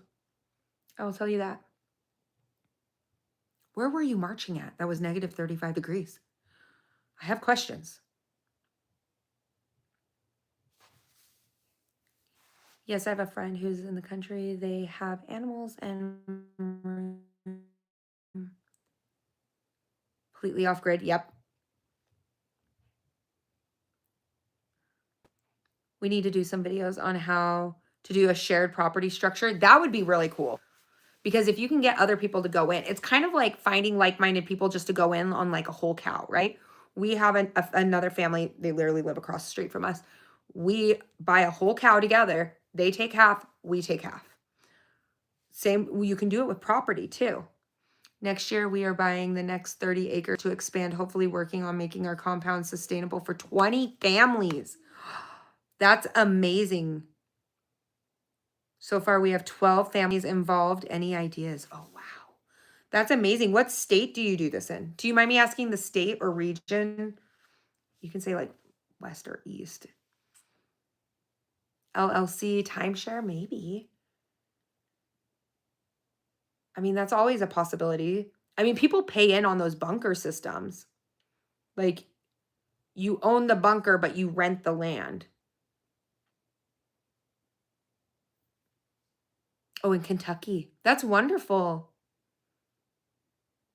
We have a bunch of followers from Kentucky that are very heavy into prepping, canning, gardening, stuff like that. I'll have to introduce you. If you don't have a nurse on your area, Kentucky nurse. She's a nurse. She's got all the medical skills. This is the way I told you. We're gonna just start. We're just gonna start cults everywhere. Can you just imagine? You remember in the 90s when they would show like cults and like they have the news cameras outside? There's a few really bad ones. I feel like Utah's nice. Utah is great. There's a lot of like-minded individuals here. Yep. Do research on how much land you need to sustain on cattle. Exactly. I always have to ask Chrissy questions. Right now, I'm just working on amending soil. Like, and that is kicking my butt. Have to call them cults to keep the riff-raff out. We have to call them cults so that we can keep the riff-raff out. The scenery in Utah. Utah is gorgeous. You've got the high desert. You've got the Rocky Mountains. You got the valleys. You got the lakes. You have like the Moab deserts. I mean, it is gorgeous. You have the plateaus. Like, I mean, it's beautiful. You're in Florida. I think most people want to enjoy beaches. I don't like the beach. I'm not really a sandy person. We already have an electric farming animal, underground working medical medics involved, always looking for animals that produce quickly, crops that grow fast. Yep. Yeah, Mike Tango Whiskey, his channel is awesome. He started on here like similar time as me, and I was like, he popped up on my For You page, and I was like, instant follow, and I was like, man, 68%ers, like, this is awesome. Yeah, he's got different videos. I have some go bags. My go bags are probably different than others. I think that that's what's unique about preppers is none of us want to see the same video over and over. I don't. I want to know what's unique about you. I want to know how you do something a little bit different because all of us are so uniquely different that when it comes to the prepping aspect, I want to know what's different. I want to see if you have a trick or a trade that's cooler than everything else. What is this? Oh, this is nice. Thank you. Put on your book, I guess. I like half of them. Thank you. I'm going to eat partially off camera, but I'll keep answering questions. Just tuning in. Has anyone seen updates about Walmart not letting persons in? So far, now we have a little bit more confirmed on that, and I'm going to be dropping a video tomorrow morning, Renegade Prepared. But there is a possibility that the local Walmarts of certain areas that will not. I've been trying to make sure that I stay cited. I don't want to give you guys false information without it being researched. But it is a possibility. By the way, knockoff brand, Twist Up. I try to stay as informational. I'm going to take a bite of my food over here, okay?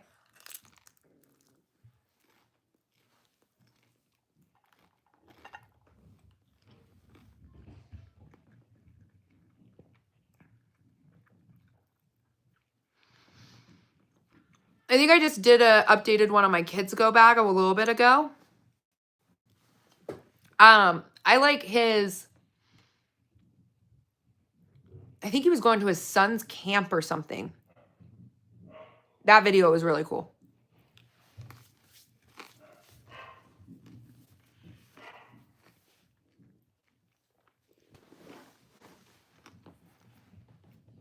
The more preppers you can get on the land together, the best. We can pay for everything a month and it's cheap. Yep. I've been trying to work really hard with the preppers I've been working with on making their food as sustaining as possible, hunting, preserving. Like somebody in our community got a deer. I did not get three of my tags did not get filled this year. That was going to detrimentally hit my family. 3 tags not filled. Okay. 3. My elk, my deer, my husband's. Somebody who's part of our family, like part of our group, not family member, but like part of our community. He got his, but financially he couldn't afford to take his deer to a processor because it's expensive. And so I was like, you know me, I'll do it. And then he was like, will you process my meat for me? So I processed his stuff, gave him, he wanted only like 1/4 of it. And he was like, you can keep 3/4 of it. So I've literally worked for the last 6 days processing meat. I'm about to make jerky tonight. For Walmart, is it just, I think it's the grocery section.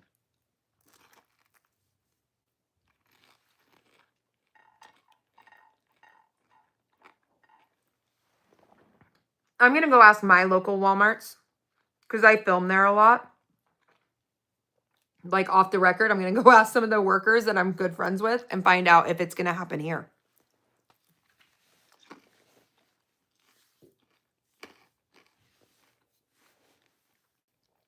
Oh, that's awesome, Maeve.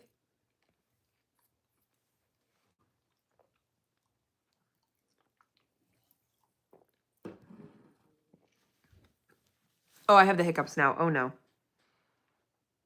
Want to get a deer this year? It's apple canning week. I got to do pears.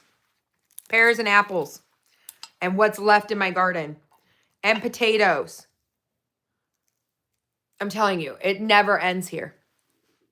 I would love to have like 2 more canners live in my house. I don't watch baseball, guys. Thanks, Dawn. Ooh, is it mulberries over there? I didn't know mulberries grew in Australia.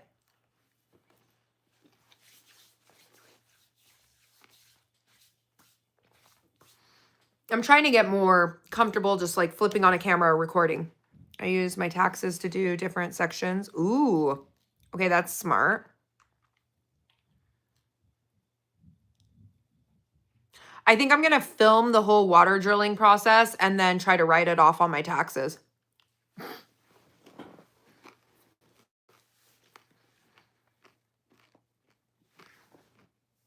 My fingers are crossed for you, Renegade.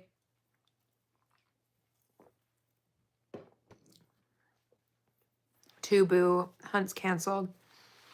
Can't put meat in the freezer on empty paper. Yeah. I see it's all sports or rig up. I heard that they like arrested a bunch of sports ring gambling things.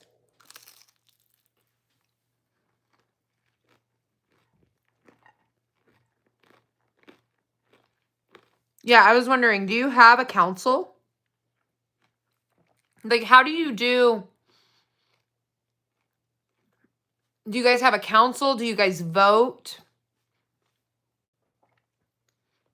Do you have a dictator? Too far.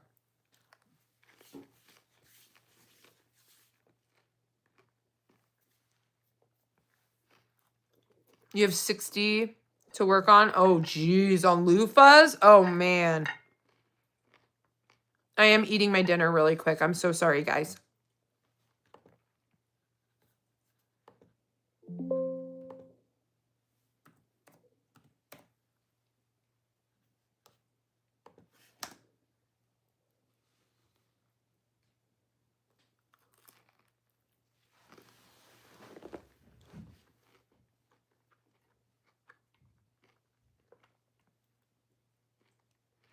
Been using the Presto digital can. I've never used a digital canner. Do you like it? Dig out a water system from your nearest river. Only a pump to the tank. Refill quickly. It'll cost less.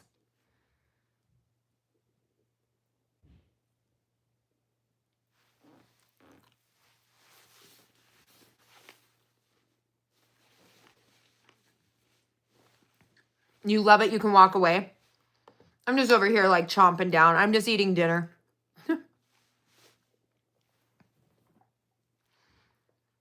We have a member meeting. We basically set rules we follow when we, oh, in doubt we ask. Nice.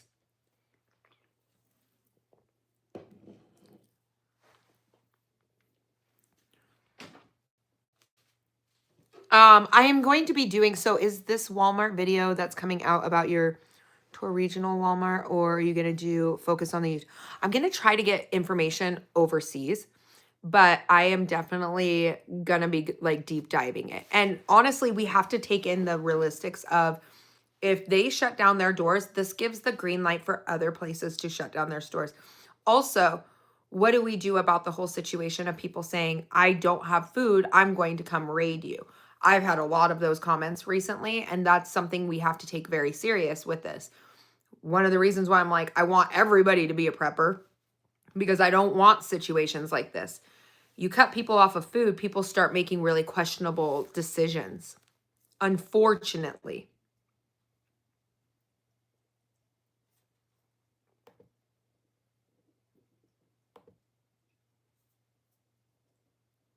Do that.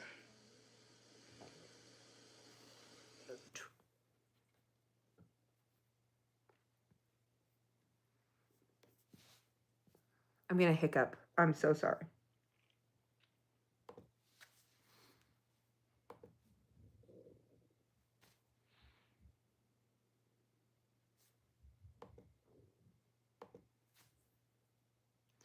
Where are you located? State? Utah.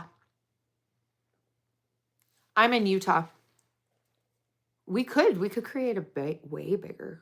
Like where my property is, where we're starting to build is 80 acres and it's in Utah.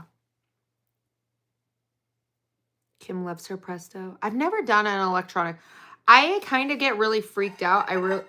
I don't do well with electronics, you guys. If you ever notice, like even the way I edit things.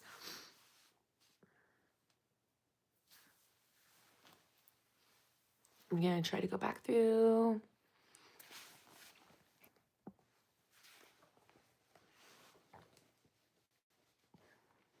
I think voting is a really smart way. Oh, but I know. Wait, hold up. I'm never going to say voting's a smart way. Hold on. We're in a government shutdown right now. And I've got questions. I've got questions on what is happening. A year supply of dish sponges. So that's awesome. That's amazing.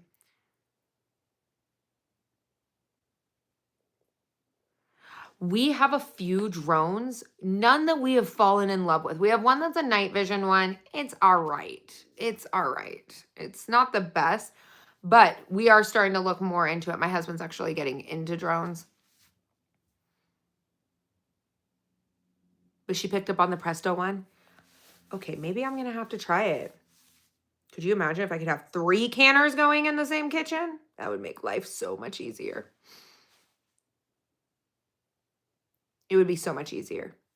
All right, what are our last questions? We've had a very long live in here. I promise we'll start doing more and more lives over here versus the Tic Tac.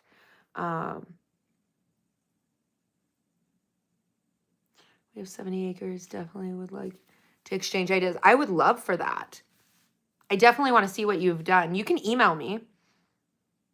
Sustain our family for 20 years. Hopefully more than that. That's where we're at. So we're trying to get our property there. But it's hard because it's one income, right? One income to build all of that. To make that work. Yeah. Have you made a video on the benefits of drones on the homestead? And husband wants to find uses on ours. I want to use ours to track the coyotes. I want to figure out where their den is. I've hiked all of our property looking, and I found one den, but I haven't found the other one. Last question. People is gonna empty out the shelves. I think so. I think if you want to do prepping, like you want to get prepared, go now. Go now. I think people are gonna panic, and it's gonna be rough. I think people are holding on to like the last 5 days to see like how long. I think people are going to panic. Anybody else in here think that people are going to panic and do a C19 like shopping haul? I mean, what's going to be the new one? Is it going to be like toilet bowl cleaner? I don't know. We don't know what they're going to pick.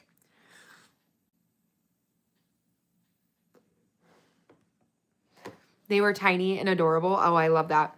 I remember my first time doing potatoes and I just only had these little tiny little nugs, little babies. Every time. 100%.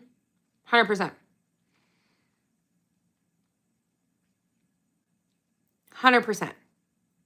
I think we're there. Yeah, we prepare to avoid all the chaos. Because I'm going to tell you right now, if any of these predictions come down, because a lot of creators, do I want to do a fear mongering? Yes. Do I want to get those views? Sure, why not? But do I wish this on anyone? No. No. No. Nope. Nope. I can see a lot about a person by that. I don't want to see people going after people. I don't want to see. One of the biggest things that I prepare for is civil unrest and a world without rule of law. Oh. Start buying at the Dollar Tree, Dollar General. Yep. Haul, fill out food. Yep. crazies. I will not be affected by it. Exactly.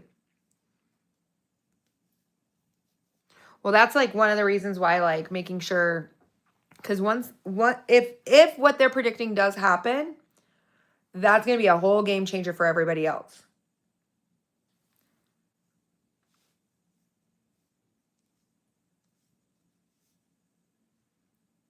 Mm-hmm. VA pay? Yeah. Oh yeah. It's rough. It's gross. We're not in a good place right now. Can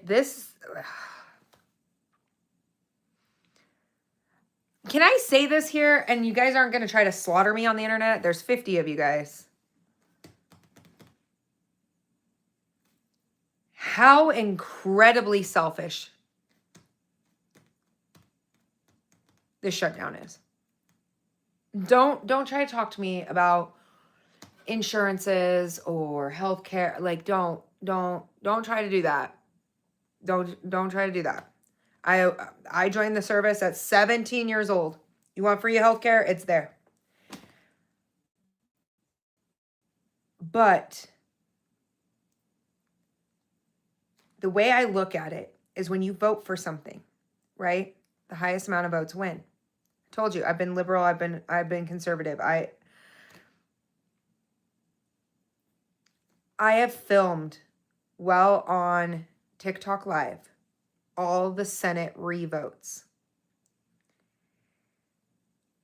I'm going to tell you right now, like, I am not a us versus them or you versus me, purple versus pink. I am not that kind of person. But listening to, like, the Virginia senator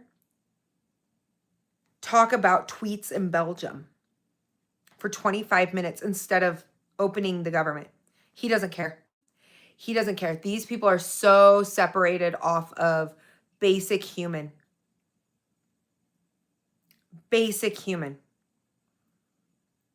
decency. He talked about tweets in Belgium. I was like, tell me that you embezzled your money into Belgium without telling me that you embezzled your money into Belgium. I have friends from Belgium.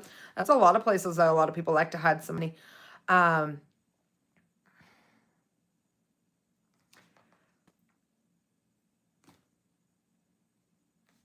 Exactly. And some of these people are so disconnected. Then another person went on a whole tangent about ICE and about all of this. So then I looked up who his donor was. He's from Illinois. Looked up who his donor is. It's a defense attorney who makes money off of keeping people down in poverty. Like, I'm going to tell you right now, because of the areas I've lived in, he doesn't want to see you get out. He doesn't want to see you turn into something better. He makes money off of leveraging your parents' house just in case you get hemmed up. But then he went on a whole thing saying that there's no crime in South Chicago. And I was like, these people are lying to you. They are lying to you. Lying. And they get paid. I always make the joke, if you ever vote for me into office, I will be a dictator. For every time they're supposed to vote on something and they bring up a different subject, fine them. Fine them $500. I'll speak with the others and see if they agree. I'd like for you to come. Oh, I would love to come out and see. Ask about it first. Definitely send me an email. I would love to learn way more. But that's one of the reasons why I want to get away, as far away from the system as possible. I know it's like a Neverland dream, but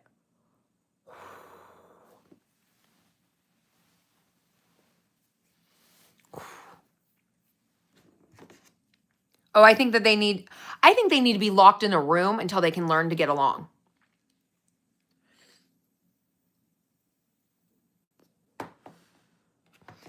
If you don't show up to work, you don't get paid. Exactly.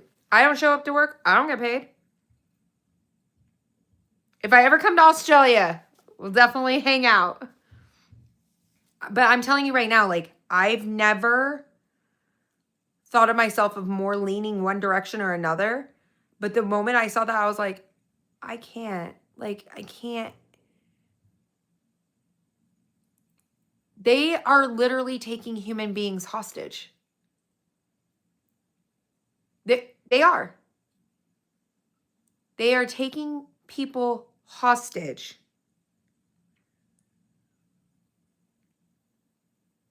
For a temper tantrum. Here's the deal. There is times in life where I did not win. Sometimes you don't get the votes, and it sucks, man. But taking human beings, like human beings hostage. Now, and that's the way I'm going to describe it. People suffering is their only leverage. Exactly. Where I'm like, me as a person, I'm busting my butt to make sure that I can go and donate more to the food bank. Those kind of things. Because there is people out there, disabled people, elderly, you name it, that they're just trying to get by. And for those people who wish ill, it is a temper tantrum. Those people who wish ill, you've heard me talk about my mom on here. My mom was on assistance. My mom had literally like 40 surgeries. She died. Her organs failed. She was on disability. She made $700 a month to live off of. She qualified for $50 in EBT at the end of her life. $50. What I did was every single 6 months, I would restock her entire home up with as much as I could, as much as I financially could. Like, restock. Okay, you need new clothes. Your shoes are falling apart. What can I do? Those kind of things. She physically could not work. She had a feeding tube inside of her chest. Like, there wasn't much more we could do. Since she's passed, I do the same thing at the food bank. She would go to the food bank prior to when I was just a stay-at-home mom, before I ever even made a dime off the internet. I was just teaching for free. That's all I do is teach because I want people to benefit. I didn't think that this would be my passion. I didn't think that this would turn into a job. I didn't think any of this would happen because this is just something I grew up doing. Before things changed, I would donate plasma, anything to earn a little extra money to help her out. Anything. Those people who come in my comment sections that want to see people like fail and that they really truly believe that there are some people out there that could not physically work. Like, I'm talking, she couldn't even stand. She couldn't drive herself anywhere. Begged her to move in. Begged. She didn't want to be a burden. So then we're all doing everything we can so she can feel independent. The house is paid off. She doesn't have a mortgage. People like that are wishing ill. And this is a temper tantrum. This is a political temper tantrum. The way I look at it, even if I don't necessarily agree with it, one's got more votes than the other. Pass it, call it a day. One's got more votes than the other. Pass it, call it a day. That's the way I look at it. 150%. I don't care about some 127 page whatever it's been voted for. Now we have literally like people throwing a temper tantrum that are refusing to allow anybody to receive aid.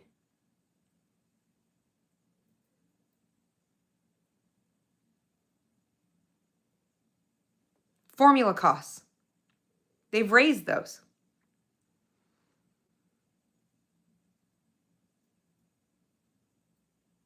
They can't, like, I think this is where I think you're gonna see the United States have like an actual like collapse.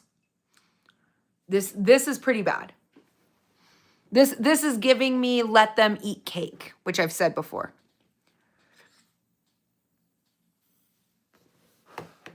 A lot of my husband's soldiers are on welfare.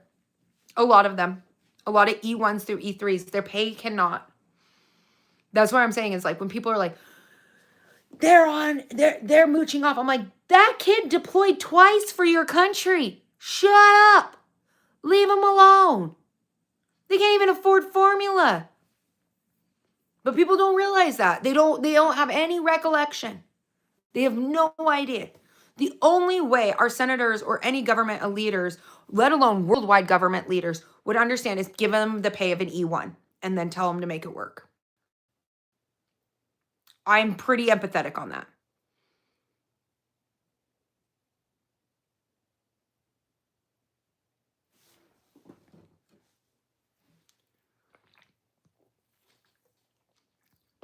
Mrs. J says, I work at a baby formula manufacturer and it's not moving like it used to.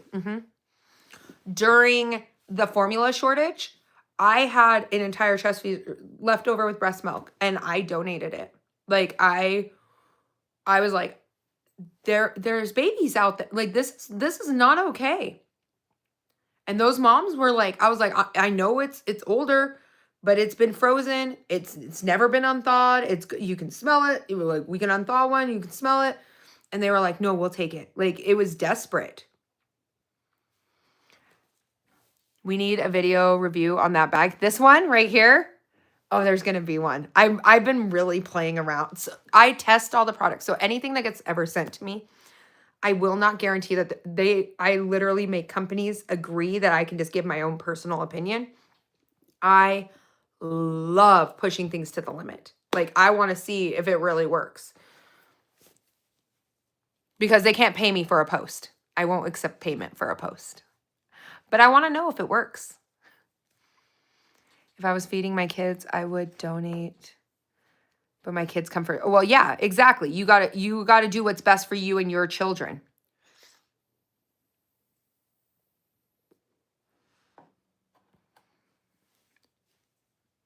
"10 weeks, 3 ER visits, 1 doctor's."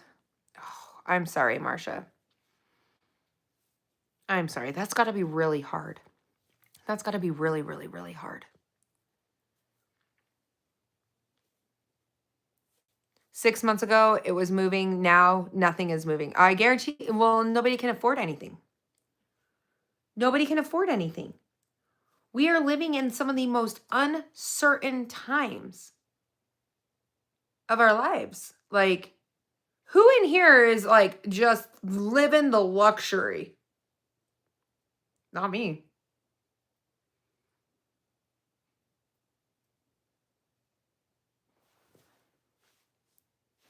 I'm curious to see if any of you guys like, I mean, that's why I prep. So that I'm not like hit with those food costs, hit with those grocery bills. Somebody said like chickens cost more than, and the feed and everything. Like it was like this whole thing about like chickens, like they're easy. They're easy, especially if they free range. They're easy. I spend $40 a month in feed. I just lost one of my birds. I think I have 12 or 13 birds. I average about 6 to 10 eggs a day. When I cook eggs, it's all the time. Now at the grocery store, they're like, what, $3.99 a dozen to like, if you're getting organic or whatever, they can be much more like $6.99 to $7.99, $10.99 right in there. But when I cook eggs, I'm cooking like 10 at a time. Anywhere from like 6 to 10. So if I took the fact that I've spent $44, I think it's $44 or 40 something dollars with tax of feed to feed my birds versus the amount of eggs my family goes through, I'm winning. The maths because I'm winning, because you could not pay me to go and buy 5 dozen eggs or 4 dozen eggs every week at the grocery store prices. And I know not everybody has that blessed option.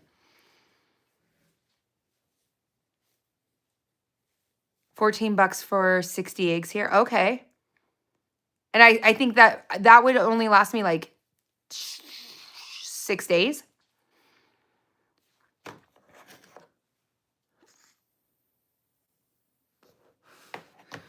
Rachel, I feel that we were a one car household for years. When I started Charmingly Frugal and started everything, I had a blog back then teaching just little things, little tips and tricks and stuff like that. And we were a one car household straight out of college. I think we made like $30,000 a year. I'm telling you right now, my stroller, I could walk 10 miles to go take my kids to a certain area so that we didn't live in debt. And we were able to buy our house in the housing crisis. Like we purchased our first home and it was a foreclosure at $110,000 or $108,000. And we lived off of beans and rice. I will tell you that we lived off of beans and rice. You also pickle them? Yes, I love good pickle egg.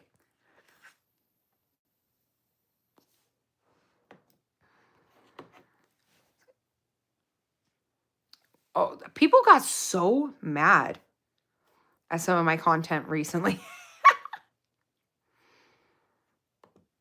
So mad. Do we think we're going to hit 15,000 followers over here? I'm just asking in general from you guys. One car, one tractor. 7.5 years. Nice. Do we think we're going to hit 15,000? What is it looking like to you guys? I don't know. We're about to hit 266,000 over on the Tic Tac.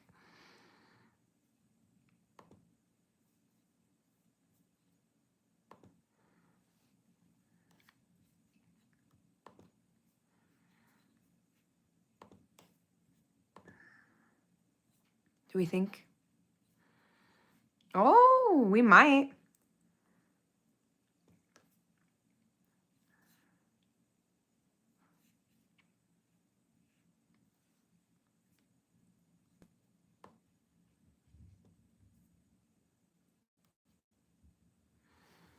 Same here. Retired, Social Security, debt free, mortgage free, worked your butts off to get to this point, and I'm pretty thrifty. Yes. And you always have a deep pantry. I love it. Wish we had a freeze dryer now. The prices on eggs went down because the freeze drying the heck out of eggs. I don't know when they're going to go back up. Yeah, we don't know. I mean, honestly, it could happen.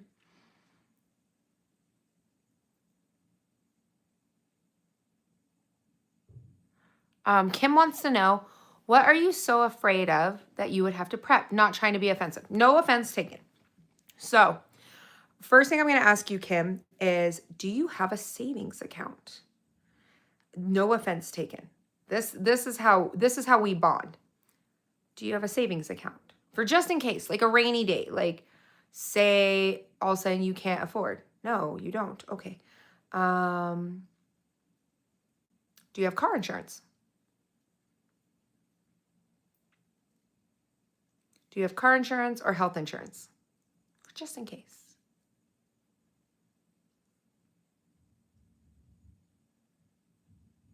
You're a disabled veteran.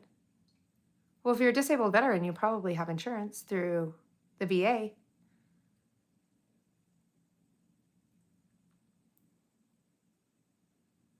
Neither? What percentage are you disabled at? Do you mind me asking? I'm not trying to be offensive. I actually want to help you. Kim, you do have you have health. You have health care. If you have 100%, when you go through the VA, go on to their VA Gov. Right now they're shut down, so they suck. Okay, but you can get it. Yeah, I did Iraq too. But if you're 100% disabled, you do qualify for health care. Especially if you have, there's a lot that goes into it, but I can help you like route your way through there. But you do qualify for health insurance through TRICARE.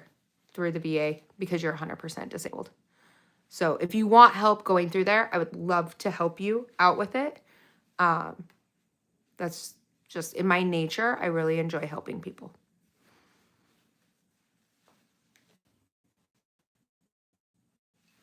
Okay, so pretty much we use this. Yeah, VA is kind of crap. But TRICARE, you can use it pretty much anywhere. TRICARE does help quite a bit. But anyways, one of the reasons I don't prep, yeah, there's a lot of benefits of 100%. Natural disasters, job loss, health problems, family emergencies, surgeries, those kind of things. Those are all like the stepping stones. And if you, and obviously you're a veteran, and so, and I served too, and I went to Iraq also. I guarantee you had to check your bags. You had to check your gear. If you're 100% disabled and you serve time in a combat zone, and you, there is leeway on the TRICARE. I have it. But you had to check your gear, you had to inventory, those kind of things. That's kind of what prepping is. Yeah, you have a combat action badge. Yeah, you should qualify for it. Also, if you have children, they qualify for educational benefits. They also qualify for your GI on top of it. I don't know if they'll be open. Maybe, I don't know. Maverick, I don't know if they're going to be open. Single with no kids. Okay. There is a lot of benefits to being 100%. So if you ever want to learn about some of those one-on-one, I can help you out with that. Try to help guide you through, especially if you have a combat action badge. I have a combat action badge. I used to drive convoy security. I've been blown up. Yeah, a lot of things. But if you want help managing that and like being able to take more of your benefits and like really applying them to help you out, I would love to help you with that. Because sometimes they don't explain it to everybody. And the only reason why I know a lot of these is when I was in college, I did an internship where I worked at a VA coalition that was outside of the VA. And I started learning a lot behind the scenes to make sure to help other veterans out of what they qualified.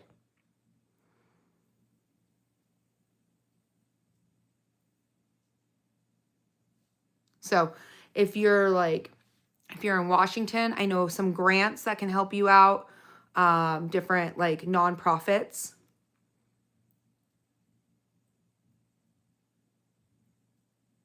Oh, okay. Well, if you want any help, like navigating to really take advantage of your full 100%, I would love to. Yeah, sometimes you got to hunt for the good stuff. I agree with that one. But yeah, no, prepping isn't supposed to be taken as like a fear thing. Like I didn't take any offense to it. I take it as the way, so I like to inventory. I like to grow my own food. I don't want to be reliant on grocery stores. I don't even trust the system. I know, you know, if you know what I mean?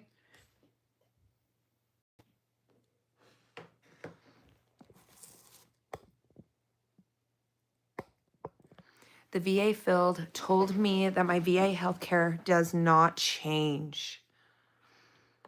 We might have to talk offline, but you may qualify for more things than what you know. Have you gone onto their website and like logged in and like gone underneath your 100% in your benefits and like gone through? If you own your own house in your area, if you're 100% disabled, as a veteran, not everybody with a disability can do this, but as a veteran, you can contact your county where your taxes go to through your state. You can find out what you qualify for. You put in your VA rating. All you have to do is submit the letter with your VA in there, in your identification, of course, and then they can cut some of your property taxes down. Not all states do it, but a lot of them do it. So if you want help like shaving down some of those like property taxes, those kind of things. My water storage is actually in a different part of my house, but I do a lot of different things for water storage.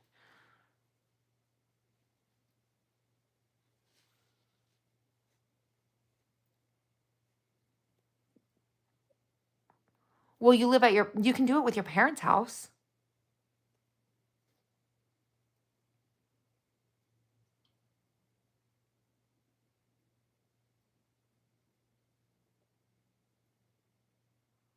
You can do that with your parents. When I lived with my mom for a moment, I did it with her.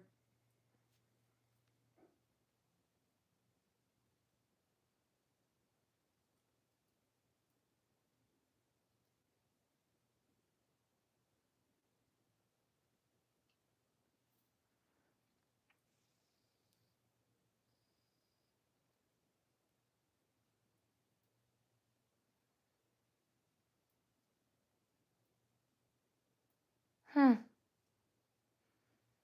Well, who's your phone through? You can get a discount there too. You want me to do it for you? I'm always willing to help.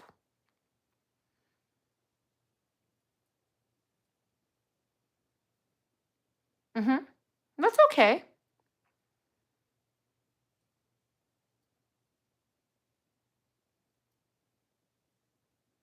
Yeah, get a discount. Get a discount on there. They have like a Patriot Mobile too. You should do that one instead. Save you a ton of money.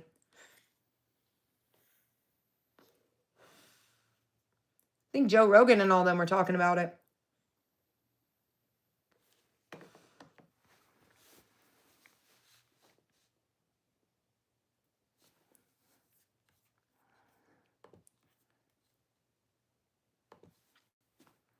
But there's a lot of things that you can help that can help with it.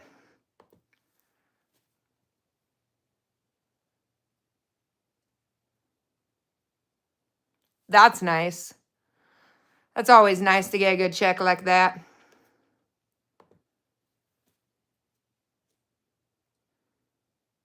Mine was backdated. We ended up in a court case over it. I won, thank God.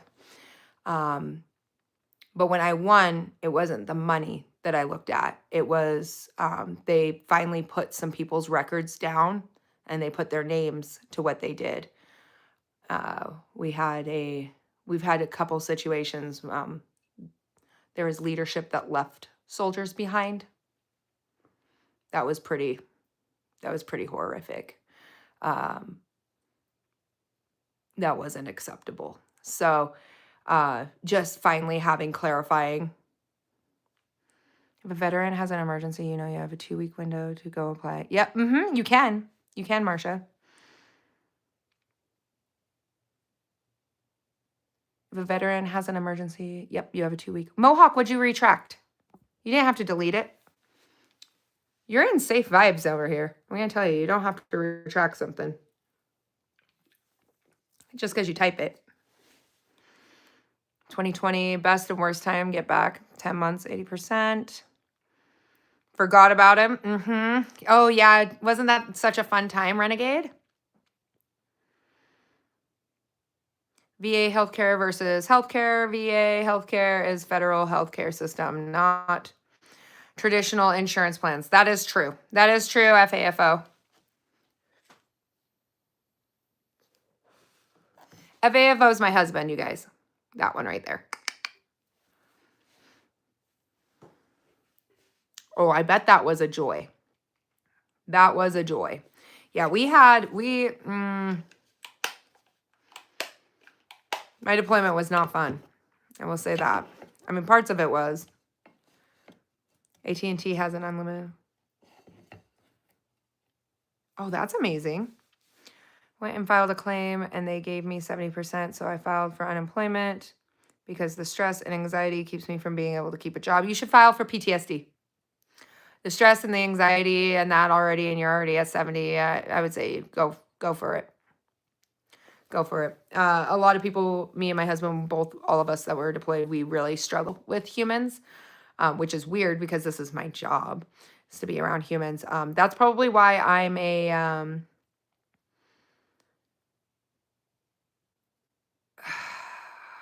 I'm not a delight. And you're met with a lot of humor.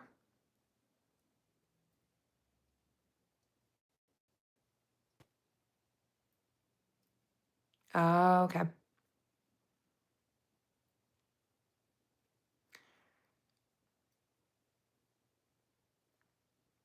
Mm-hmm. Yeah, priority 1. Yeah.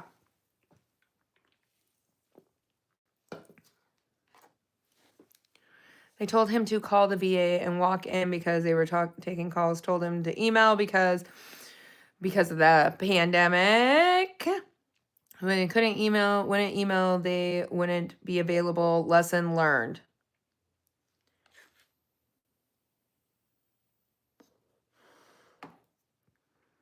They weren't taking calls. It covers both service connected, non-service connected, and the cost structure, copay. Yep. Dependents, priority, age group. Yeah. Kim doesn't have any dependents.